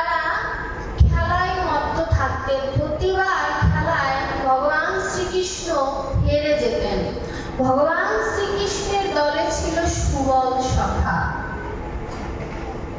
হেরে গেলে শর্ত ছিল জয়ী যারা তাদের কাঁধে নিতে হবে, এই ছিল তাদের শর্ত। ভগবান শ্রীকৃষ্ণ তো চতুর চূড়ামণি, তিনি ইচ্ছা করে হেরে যেতেন যাতে ভগবান ভক্তের চরণ তার পক্ষে নিতে পারে। সুবল একদিন ভগবান শ্রীকৃষ্ণকে বলছে যে কানাই, তোর দলে আর থাকবো না। কেন ভাই? তোর দলে থাকলে যে হারতে হয়। সুবলকে বললো ঠিক আছে, আমি একাই খেলবো, তুইও দাদার দলে চলে যা। কানাই প্রতিবারের মতো হেরে গেলেন। তো ভাগে সুবলকে তিনি এবার আজ কাঁধে নিলেন।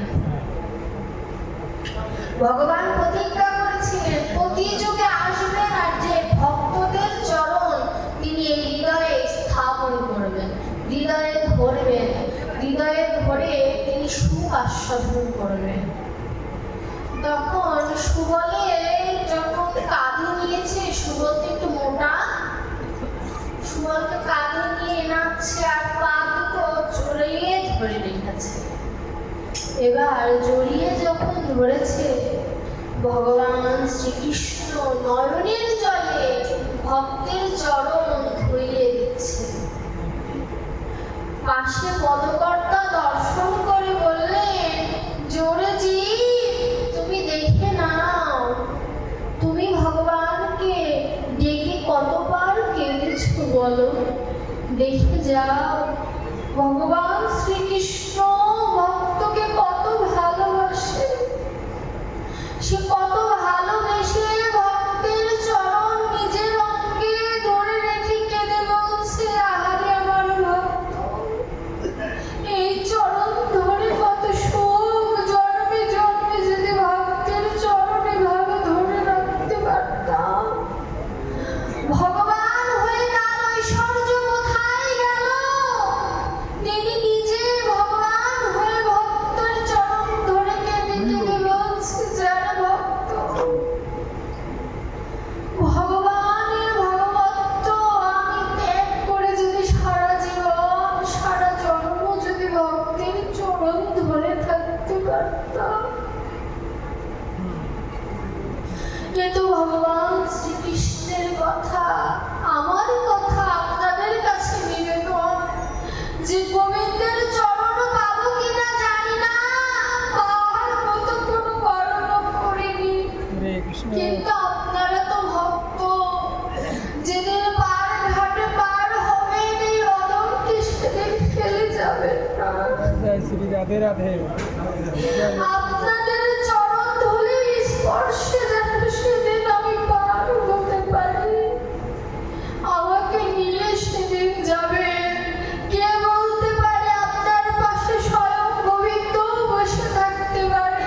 এই বৃন্দাবনের ধুলির যে কত মহিমা বাবা। সবাই ধুলি মেখো, ধুলি মেখে কৃষ্ণের কাছে বলো, হে গোবিন্দ তুমি দয়া করো, তুমি ছাড়া এই জগতে বলো বাবা বান্ধব কে আছে? তুমি আমার পরম বান্ধব, আমি তো তোমায় আমার করে নিতে পারবো না গোবিন্দ, তুমি কৃপা করে আমায় তোমার করে নাও, তোমার চরণে আমায় আশ্রয় দাও। এই জগতে সবাই স্বার্থের জন্য ভালোবাসে গোবিন্দ, তুমি তো স্বার্থের জন্য ভালোবাসো না। তুমি তো কোনো ভক্তকে যদি মন থেকে ভালোবাসো, যুগে যুগে তাকে নিজের সঙ্গে করে আনো। এই জগতের ভালোবাসা স্বার্থের জন্য সবাই আপন আপন করে, কেউ তো কার নয়। দুদিনের মেলামেশা পথের পরিচয়, ভাই বলো বন্ধু বলো, কেউ কার নয়। মা বলো বাবা বলো, কেউ কার নয়। আপনি মরিয়া গেলে বলো, তারা কেন নয়, কেউ যাবে না। অহংকার করছো দেহ নিয়ে, শ্মশানটা ঘুরে এসো বাবা, কত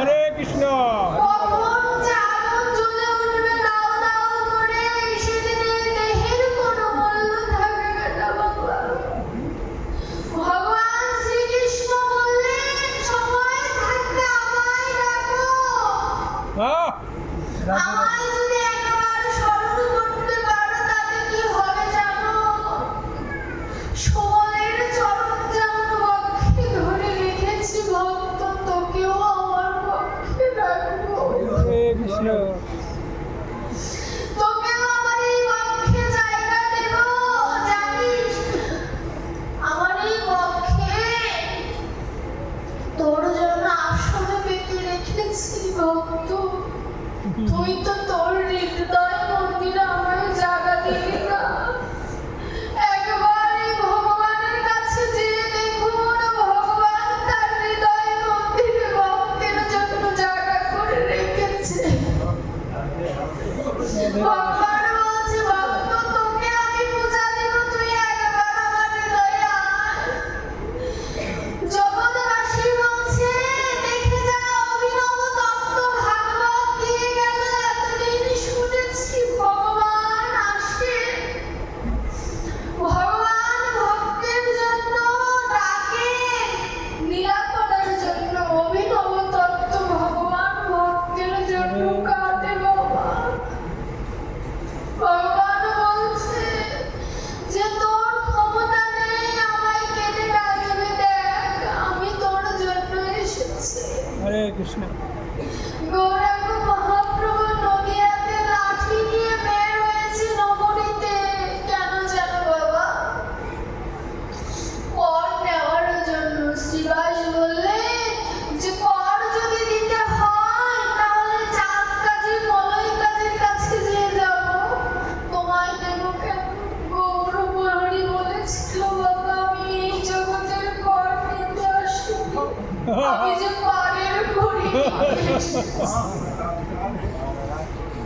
পারের করি তো সঞ্চয় করে রাখা হলো না। 16 আনা নিয়ে এসেছিলাম, দিতে দিতে দেখি 1 আনার অবশিষ্ট নাই বাবা, কি দিয়ে পার হবো? ইহ জগতের মাঝিকে যদি ফিরে ফিরে পার করে দিতে বলি, সে দেবে না। আমার ভগবান কি তাই দেয়? ভগবান বললেন, পারের করি লাগবে না, কোনো এক শুদ্ধ ভক্তের চরণ ধুলি মাথায় যদি ধারণ করতে পারো, আমি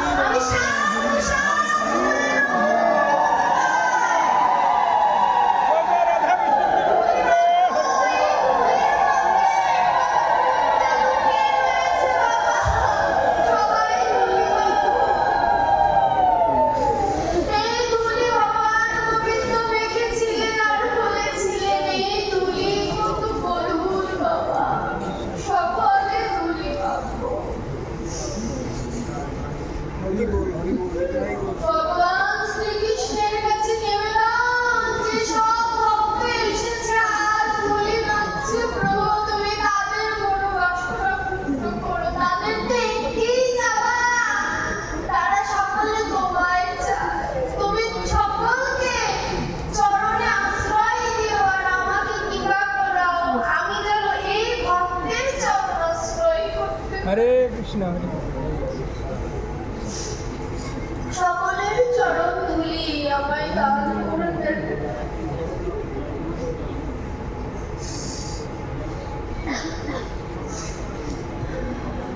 মালা গাঁথা শেষ করার পূর্বে তুমি এলে এই ঘরে, শূন্য হাতে বরং তোমায় করবো কেমনে?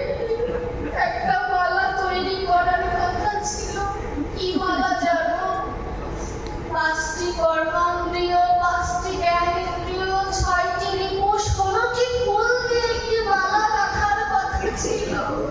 সেই মালা কি দিয়ে গাঁথার কথা ছিল? ভক্তি অনুরাগ দিয়ে মালা গাঁথার কথা ছিল। কিন্তু প্রভু মালা গাঁথা শেষ হওয়ার আগে তুমি এলে ঘরে, মৃত্যু হয়ে এলে ঘরে। এখন শূন্য হাতে কি দিয়ে বরণ করবে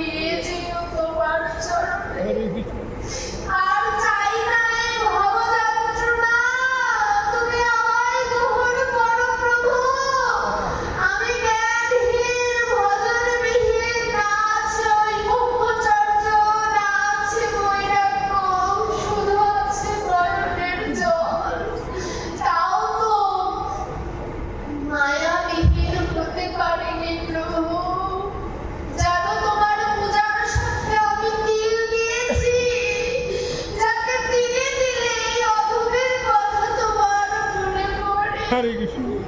আমাকে গোবিন্দ কত পাষাণ হলে যে তোমার নামে বলে যেত, পাষাণের থেকেও সুকঠিন আমার এই হৃদয়। পাষাণ হলে বলে যেত প্রভু, এই সুকঠিন পাষাণ হৃদয়ে তুমি পদাঘাত করবে এটাও বলতে পারি না। ডক্টর মহানন্দ যে বলল, তুমি আমার এই পাষাণ দেহে পদাঘাত করো না, তুমি আমার হৃদয়ে মধ্যে পদাঘাত করো, তোমার কমল চরণে ব্যথা লাগবে না। হরে কৃষ্ণ। দেখুন ভজনটা কি ধরনের হয়, যে আমার এই পাষাণ দেহে যদি গোবিন্দ পদাঘাত করে তার কমল চরণে ব্যথা লাগবে, কিন্তু আমার হৃদয়ে মধ্যে সেটি তো পদ্ম ফুলের মতো কমল, সেই কমল হৃদয়ে তুমি পদাঘাত করো যাতে ফুলটা প্রস্ফুটিত হতে পারে, আমি যেন তোমার সেবায় লাগিয়ে দিতে পারি। হরি বল।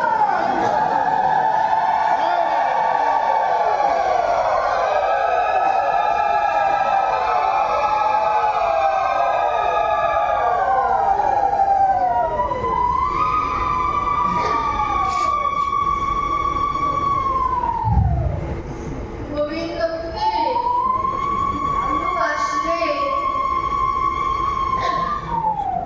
গোবিন্দ তাকে ক্ষণিকের কষ্ট দিতে পারে, কিন্তু শেষ মুহূর্তে গোবিন্দ তাকে ভালোই বাসে, কারণ গোবিন্দ পরীক্ষা করে নেয় যে ভক্ত আমার কাছে যে এসেছে আর কোনোদিন সংসারমুখী হবে না তো।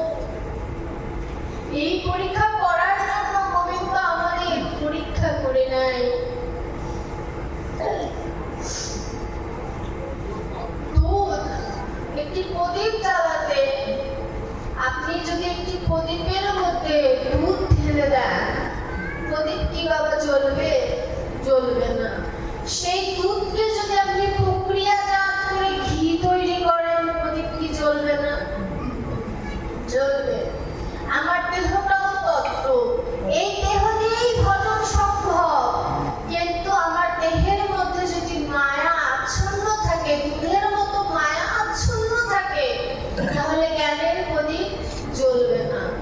আবার আমার এই দেহে মায়া আচ্ছন্ন দেহকে যদি আমি কৃষ্ণ নামের দ্বারা পবিত্র করে ঘৃত প্রক্রিয়াজাত করতে পারি, এই দেহে গোবিন্দকে স্মরণ করা সম্ভব। দুধ আর ঘিয়ের পার্থক্য এখানে। নিজের দেহটাকে তৈরি করতে হবে ঘিয়ের মতো, যাতে দেওয়ার সাথে সাথে জ্ঞানের প্রদীপ জ্বলে ওঠে। জ্ঞানের প্রদীপ জ্বলে ওঠে। আমাদের এই জ্ঞানের প্রদীপ জ্বালানোর জন্য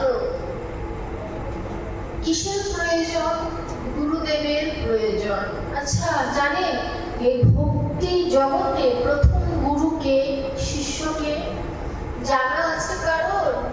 এই ভক্তি জগতে প্রথম গুরু হচ্ছে রাধারানী এবং প্রথম শিষ্যা হচ্ছে চন্দ্রাবলী, একজন বামা নায়িকা, একজন দক্ষিণা নায়িকা।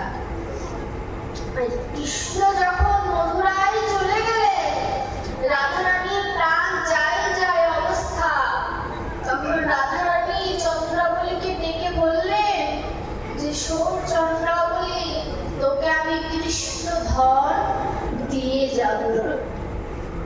তখন চন্দ্রাবলী বলে যে তোর মরণের সময় তুই প্রলাপ করছিস, তোর তো নিজেই কৃষ্ণ হারা, আমায় কৃষ্ণ কি দিবি?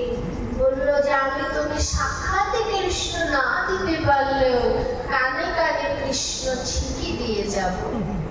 রাধারানীর ভক্তি জগতের প্রথম গুরু, যিনি চন্দ্রাবলীর কানে বীজ মন্ত্র দিয়ে দিলেন, এবং এই চন্দ্রাবলী আর বলরাম মিলিত তনু হচ্ছে নিত্যানন্দ মহাপ্রভু, অনন্ত মঞ্জুরি যাকে বলা হয়। না হলে তো রাস আস্বাদন করতে পারবে না। রাসের মধ্যে সখী ভাব থাকা প্রয়োজন, আর নিত্যানন্দ দাদা তো দাদা,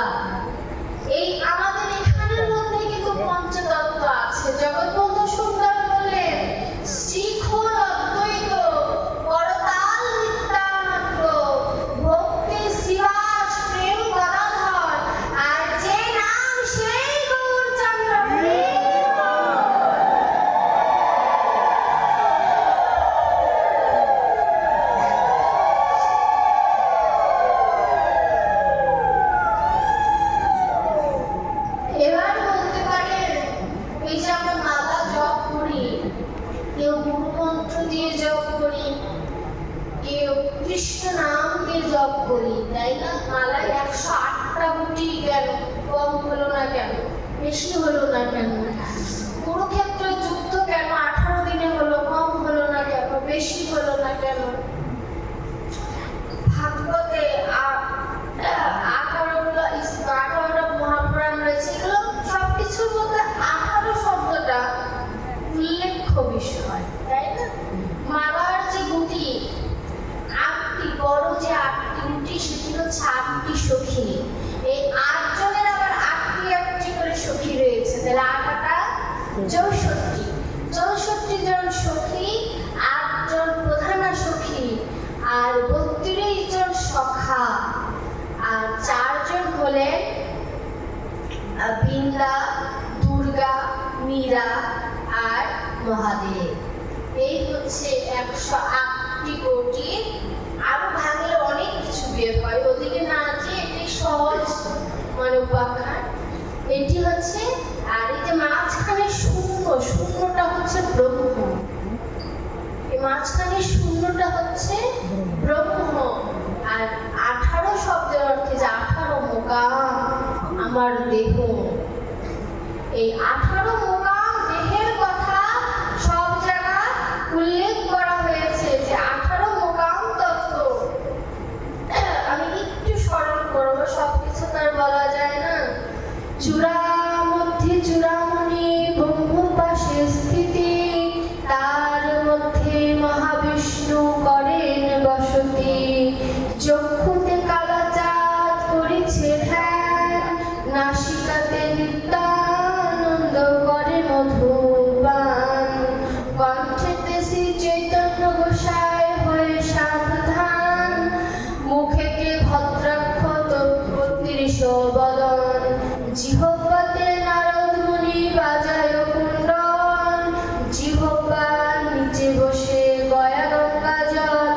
আল জিহ্বায় সরস্বতী, বামেতে শ্রীরাম, কণ্ঠেতে শ্রীকানাই, বাহুতে বলরাম। শ্রী গোবিন্দ দান অধিপতি, সপ্তম বসে শ্রী জগন্নাথ করেন বসতি। নাভি বলে ব্রহ্মা সদা করেছে লীলা, লিঙ্গে মহাদেব বসিল এ চন্দ্রকলা। গুজ্জদ্বারে বসে আছে নারদ গোপাল, কামিনীর সঙ্গে বড়ই রসাল। হাঁটুতে শক্তি স্থিতি বসুমতি পায়, 18 মোকাম তত্ত্ব শোনো মহালয়। এই 18 মোকাম তত্ত্ব যে করতে পারে জয়, সে সর্বানন্দ ধাম জয় করতে পারে। এই 18 মোকাম তত্ত্ব, এই আমার দেহটা, এর যে বেশি আর ভাগবত আসলে ভাঙা যায় না। এই 18 মোকাম তত্ত্ব গুরুদেবের কাছে জেনে নিতে হবে যে কোথায় আমার এই দেহের মধ্যে রাস চলছে, আমার এই দেহের মধ্যে বৃন্দাবনের সকল কর্ম চলছে। 84 কোষ বৃন্দাবন আমার এই দেহের মধ্যেই অবস্থিত, একে খুঁজতে হবে। কিন্তু যে ভজনের কথা বলিও না যথা কথা, ভজনটা গোপনের বিষয়, কিছু গোপনের বিষয় গোপনেই রাখতে হয়। এখন বলতে পারেন যে গোবিন্দ ভজনে আবার গোপনীয়তার প্রয়োজন কি? গোপনে কিছু আছে বলে গোবিন্দ গুরুদেব গোপনেই দিয়ে থাকেন। আবার আমরা জপ করার সময় কিন্তু আত্মার ভিতরে রেখে জপ করি। গোপনে যে গোবিন্দ ভজে সেই তো হয় গোপী, কিন্তু সাবধান, গোপী ভাব সর্বত্র ফলানো উচিত নয়। আর আরেকটি কথা বলবো, লীলা স্মরণ করতে এসে অনেক মায়েরা বাবারা মালাও জপ করে, আবার টাঙেও শোনে। এটি কিন্তু ঠিক না, এটি কিন্তু ঠিক না। কারণ মালাটা হচ্ছে রাসস্থলী। মালাটাকে এই যে আড়াই পিছের যে গিঠু, এই গিঠুর মধ্যে রাস চলছে, মালাটাকে নিতে হয় নির্জনে, কেউ দেখবে না, কোনো আওয়াজ হবে না।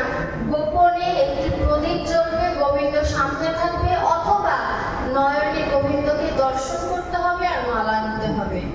মালা জিনিসটা দেখানোর বিষয়বস্তু নয়। দেখানোর বিষয়বস্তু যদি হতো তাহলে মালা জপ করতে? থলের ভিতরে রাখার অর্থ গোপন। আর আপনি যখন মালা জপ করছেন, মালাটা জপ করতেছেন আবার কান দিয়ে শুনছেন, দুটি কাজ একসাথে কোনোদিন হয়? মালা জপ করতে হবে, 3 ভাবে মালা জপ করা যায়। হরিদাস ঠাকুর 3 লক্ষ বার নাম জপ করেছে, তাই না? যেখানে আমাদের শ্বাস প্রশ্বাসে 3 লক্ষ বার যায় না। 1 লক্ষ বার উচ্চ স্বরে, 1 লক্ষ বার ধীরে, আর 1 লক্ষ বার জিহ্বাও নড়বে না, এমন ভাবে জপ করেছে, যা একমাত্র ভক্তের দ্বারাই সম্ভব। কোন মন্ত্র জপ করেছেন গুরুদেবের কাছে শুনে নেবেন, কিন্তু 3 লক্ষ বারই জপ করেছে, সেটা কৃষ্ণ নামই হোক আর অন্য কিছুই হোক, কিন্তু 3 লক্ষ বারই জপ করেছে, 3 ভাবে জপ করেছে। কিন্তু সাধারণ মানুষ যদি 1 লক্ষ বার জপ করতে যায়, যে কোনো শব্দ পারবে, গলা ভুলে যাবে না? মাইক থাকা সত্ত্বেও গলা ঠিক থাকে না। এর জন্য সাধু সাবধান, ফের হয়ে অবধান। এর জন্য মালাটা ঘরে নিরজনে করাটাই উত্তম। কেউ মনে ব্যথা নেবেন না, আমি দেখিও নি কেউ মালা নিয়ে এসেছে কিনা, আমি খেয়ালও করিনি, একমাত্র সাধু বাবা সুন্দর করে রেখেছে। কিন্তু মালাটা নিরজনে বসে নেওয়াটাই উত্তম। আর ভজনটা দেখাতে নেই, ভজনটাকে ভিতরে রাখতে হয়। যত চণ্ডীদাস বলেছে, গোপন পীড়িতে গোপনে রাখিও, তবে তো থাকিবে সুখে। পীড়িতি পীড়িতি সবাই বলে, এই পীড়িতি কাহাকে বলে? এই পীড়িতি, গোপন পীড়িতিটা গোপনেই রেখো। যত গোপনে রেখে ধ্যান করতে পারবে, ওই ধ্যানের বস্তু তত কাছে আসবে। এই জন্য বলেছে গোবিন্দকে স্মরণ করতে হবে। এই যে আমরা ভাগবত, যার কথা না বললেই নয়, পরীক্ষিত মহারাজ, পরীক্ষিত মহারাজ না, পরীক্ষিত মহারাজ যিনি আমাদেরকে এই ভাগবত দিয়েছেন, পরীক্ষিত মহারাজ আমাদের পক্ষ থেকে ভগবানকে প্রশ্ন করেছিলেন। প্রথম প্রশ্ন ছিল যে আমার মৃত্যু, আপনারা সকলেই জানেন 7 দিনে তিনি অভিশপ্ত হয়েছিলেন। সেই দিকে না যাই, এই দিকে আসি। 7 দিন পরে আমার মৃত্যু অবধারিত, 7 দিন অন্তে। অনেকে বলে 7 দিন পরে, কেউ বলে 7 দিনের মধ্যে। শাস্ত্রে লেখা আছে 7 দিন অন্তে মৃত্যু হয়েছিল। তো পরীক্ষিত মহারাজ সুখদেব গোস্বামীকে বলেছেন যে 1 দিন যাচ্ছে, আর মাত্র 6 দিন রয়েছে, আমি কি করব, আমার করণীয় কি, আমায় বলে দাও। সুখদেব গোস্বামী হাতে তালি দিয়ে বলেছিলেন যে তোমার অর্জুনের থেকেও তোমার প্রশ্ন উত্তম। অর্জুন জিজ্ঞেস করেছিল যুদ্ধক্ষেত্রে আমার কি করা প্রয়োজন, আর তুমি প্রশ্ন করেছ মৃত্যুকালে আমার কি করা প্রয়োজন। পরীক্ষিত মহারাজের এই কথা শুনে সুখদেব গোস্বামী 3টি কথা বললেন। প্রথম কথা, গোবিন্দকে ডাকো, তারপরে গোবিন্দকে স্মরণ করো। গোবিন্দকে যদি স্মরণ করো, অনাসক্তির অস্ত্র দিয়ে আসক্তিকে ছেদ করো। আর আসক্তি যদি একবার ছেদ হয়, আ কৃষ্ণ তোমার হলাম বলে ভগবানের চরণে নিজেকে লুটিয়ে দাও।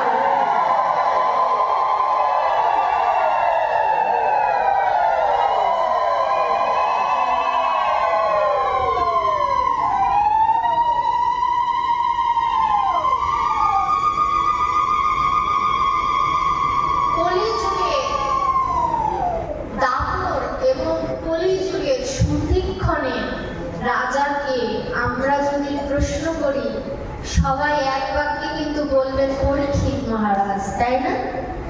দাপর এবং কলির সন্ধিক্ষণের রাজা আমরা সকলেই জানি পরীক্ষিত মহারাজ। আমি নিজেও এতদিন জানতাম। শ্রদ্ধেয় ইন্ডিয়ার কীর্তনিয়া সুমন ভট্টাচার্য, যিনি কীর্তন জগতের উস্তাদ, তিনি তার একটি ভিডিওতে দেখলাম, তিনি একদম শাস্ত্রে এভিডেন্স সহ বলেছে যে দাপর এবং কলির সন্ধিক্ষণের রাজা হচ্ছে যুধিষ্ঠির। আশ্চর্যের বিষয় না? এতদিন জেনে আসলাম কি, এখন আমি কি বলছি, পাঠ ভুল বলছি। আমি নিজেও ভেবেছিলাম যে উনি বোধহয় পরে না দেখলাম সত্যি তাই। দাপর এবং কলির সন্ধিক্ষণের রাজা ছিল যুধিষ্ঠির। অগ্রহায়ণের শুক্লপক্ষের একাদশীর দিন যুদ্ধ শুরু হয় আমরা জানি, কিন্তু এটি কি জানা আছে বাবা, যেদিন যুদ্ধ শুরু হয়, যেদিন গীতা দেয়, সেদিন কিন্তু যুদ্ধ হয়নি। পরের দিন দেওয়াদশী ছিল, দেওয়াদশীর দিনও কিন্তু যুদ্ধ হয়নি। শুক্লপক্ষের 3 দিন আর কৃষ্ণ পক্ষের 15 দিন, এই হলো 18 দিন কিন্তু যুদ্ধ হয়েছে। আর যে একাদশী আর দেওয়াদশী দুদিন যদি যোগ করি তাহলে কিন্তু 20 দিন হবে। প্রশ্ন হতে পারে যে যুদ্ধের সন্ধিক্ষণে যেহেতু গীতা দান করা হয়েছে, শুধু অর্জুনই শুনেছে আর কেউ পাশে ছিল না, কেউ শোনেনি? ভাবো বলছে শুনবে কি করে, মায়া তাদের কান বন্ধ করে রেখেছিল। সবাই যদি শুনতো তাহলে গীতার অমর্যাদা হয়ে যেত। ডায়মন্ড যদি ফিরি ফিরি দেওয়া হয়, ডায়মন্ডের মূল্য কি থাকে? ডায়মন্ড ফিরি ফিরি দেয় না বলে তো ডায়মন্ডের স্বর্ণের থেকেও দাম বেশি। তত ওই যুদ্ধক্ষেত্রে গীতা দেওয়া সত্ত্বেও কেউ শোনেনি, শুধু শুনেছে অর্জুন আর সঞ্জয় দিব্যচক্ষুর মাধ্যমে দর্শন করে অন্ধ রাজাকে শোনালেন। পৌষ মাসের পূর্ণিমায় যুধিষ্ঠির রাজা হয় আর মাঘ মাসে কলির জন্ম হয়। 3 মাস মতো রাজত্ব করেছিলেন, অর্থাৎ যে মাঘী পূর্ণিমার দিন কিন্তু কলির জন্ম হয়েছে। আপনারা বই পুস্তক পড়ে দেখবেন যে মাঘী পূর্ণিমার দিন কলির জন্ম হয়েছে। তাই কলি হত জীবকে উদ্ধার করবে বলে যখন ওর যুধিষ্ঠির নিজ দায়িত্ব পরীক্ষিতকে দিয়ে চলে গেলেন স্বর্গের উপর, স্বর্গের উদ্দেশ্যে যখন যাত্রা করলেন, তখন পরীক্ষিত মহারাজকে তার দায়িত্ব বুঝিয়ে দিলেন। তারপর থেকে ধীরে ধীরে পরীক্ষিত মহারাজ বনে গেল, আমরা সকলেই জানি। মরা স্বর্গকে চেয়ে দিল, অভিশাপ দিল। সেখান থেকে ধীরে ধীরে ভাগবতের জাগাইয়ে সুখদেব গোস্বামীকে গুরুদেবে বরণ করলেন। তারপরে তিনি ভাগবত 7 দিন ব্যাপী শ্রবণ করলেন। এখন কয়টা বাজে? আমি কি বিশ্রাম দিয়ে দেব? আপনারা বলতে বললে আমি করবো না,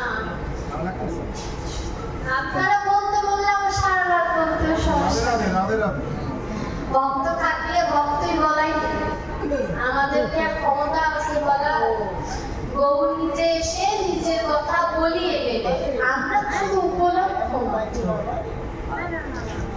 ভগবান শ্রীকৃষ্ণ পরীক্ষিত মহারাজকে দিয়ে জীবকে জানালেন যে তোমার মৃত্যুকাল যদি ঘনিয়ে আসে, তুমি অন্য কোনো দিকে তাকিও না, তুমি ভাগবতকে অবলম্বন করো। ভাগবত যদি অন্তর থেকে স্মরণ করতে পারো, তাহলে একদিন না একদিন গোবিন্দের কৃপা অবশ্যই হবে। ভগবান তার ভক্তকে এত ভালোবাসে। মায়েরা যারা উঠে যাওয়ার, নীরবে উঠে যাবে, পাশের ভক্তকে ব্যাঘাত ঘটাবেন না, অনুরোধ। এই মন্দিরে এসে, পরিসভায় এসে ব্যাঘাত ঘটালে কিন্তু মহা মহা পাপ হয়। এখন অনেকেরই পায়ের ব্যথা শুরু হয়েছে, তো অনেক ভক্তরা চলে যাচ্ছে এর জন্য।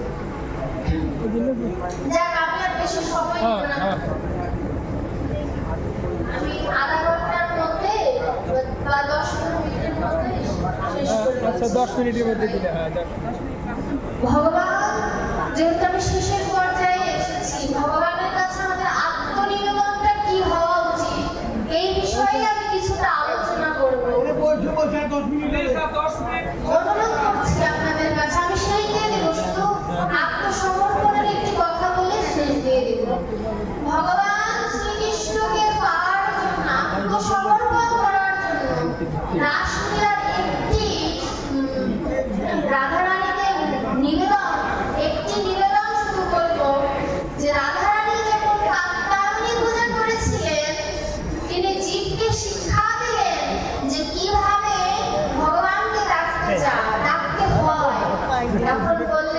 হে মা কাত্যায়নী, তোমার কাছে ধন চাই না, জল চাই না, স্বামী চাই না, পুত্র চাই না, তোমার কাছে একটি মাত্র ধন চাই, নন্দ ঘোষের পুত্র কৃষ্ণকে যেন আমরা সবাই স্বামী রূপে পাই।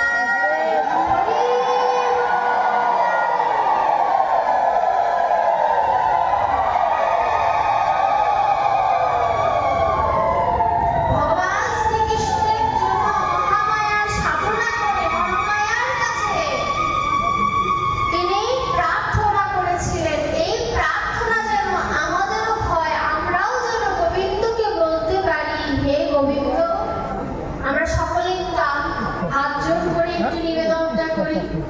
হে গোবিন্দ, তুমি করুণার সিন্ধু, তুমি জগৎ ঘুরে দেখো প্রভু, আমার মতো পতিত তুমি আর খুঁজে পাবে না।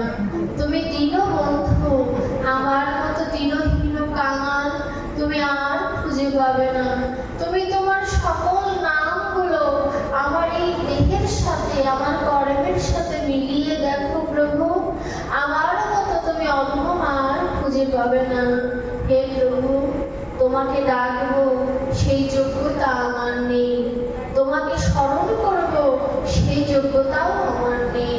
তুমি কৃপা করে আমায় ভক্তি ধন দিয়ে আমায় কৃতার্থ করো, এবং প্রতি বছর বছর যেন এরকম সাধু সঙ্গ করতে পারি, আর কমিটির পক্ষ থেকে যেন আমরা এমন সাধুর বাজার তৈরি করতে পারি, এমন আশীর্বাদ আমায় করো যেন আমরা একাগ্র চিত্তে এরকম সাধুর বাজার, এমন বৃন্দাবন যেন প্রতি বছর তৈরি করতে পারি।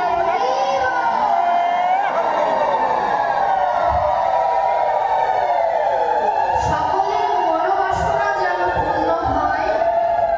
গোবিন্দ সকলকে ভালো রাখুক, আর আমার জন্য একটু আশীর্বাদ করবেন, আমিও যেন আপনাদের মতো ভক্তের ভক্ত সঙ্গ করতে পারি, শারীরিকভাবে একটু অসুস্থ, এই অসুস্থতা যেন কেটে যায়।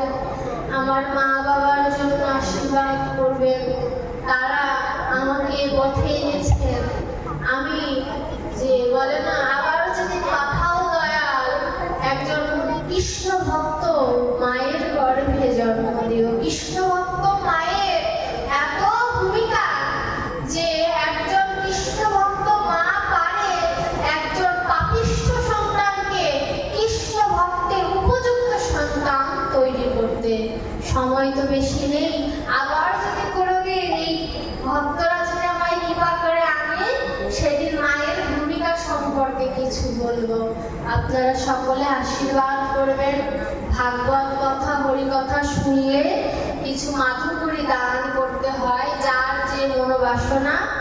আমার মা যাচ্ছে, আপনারা আমার মায়ের কাছে দিয়ে দিয়ে বা আমার কাছে এসে দিয়ে দিয়ে, আর আমার এই কমিটির সাধুদের জন্য আশীর্বাদ করবেন, তারা যেন সবার ভিতরে মিল থাকে, যেন এই মিল রেখেই তারা ভজন করতে পারে। আবার একটু ধ্বনি দিই।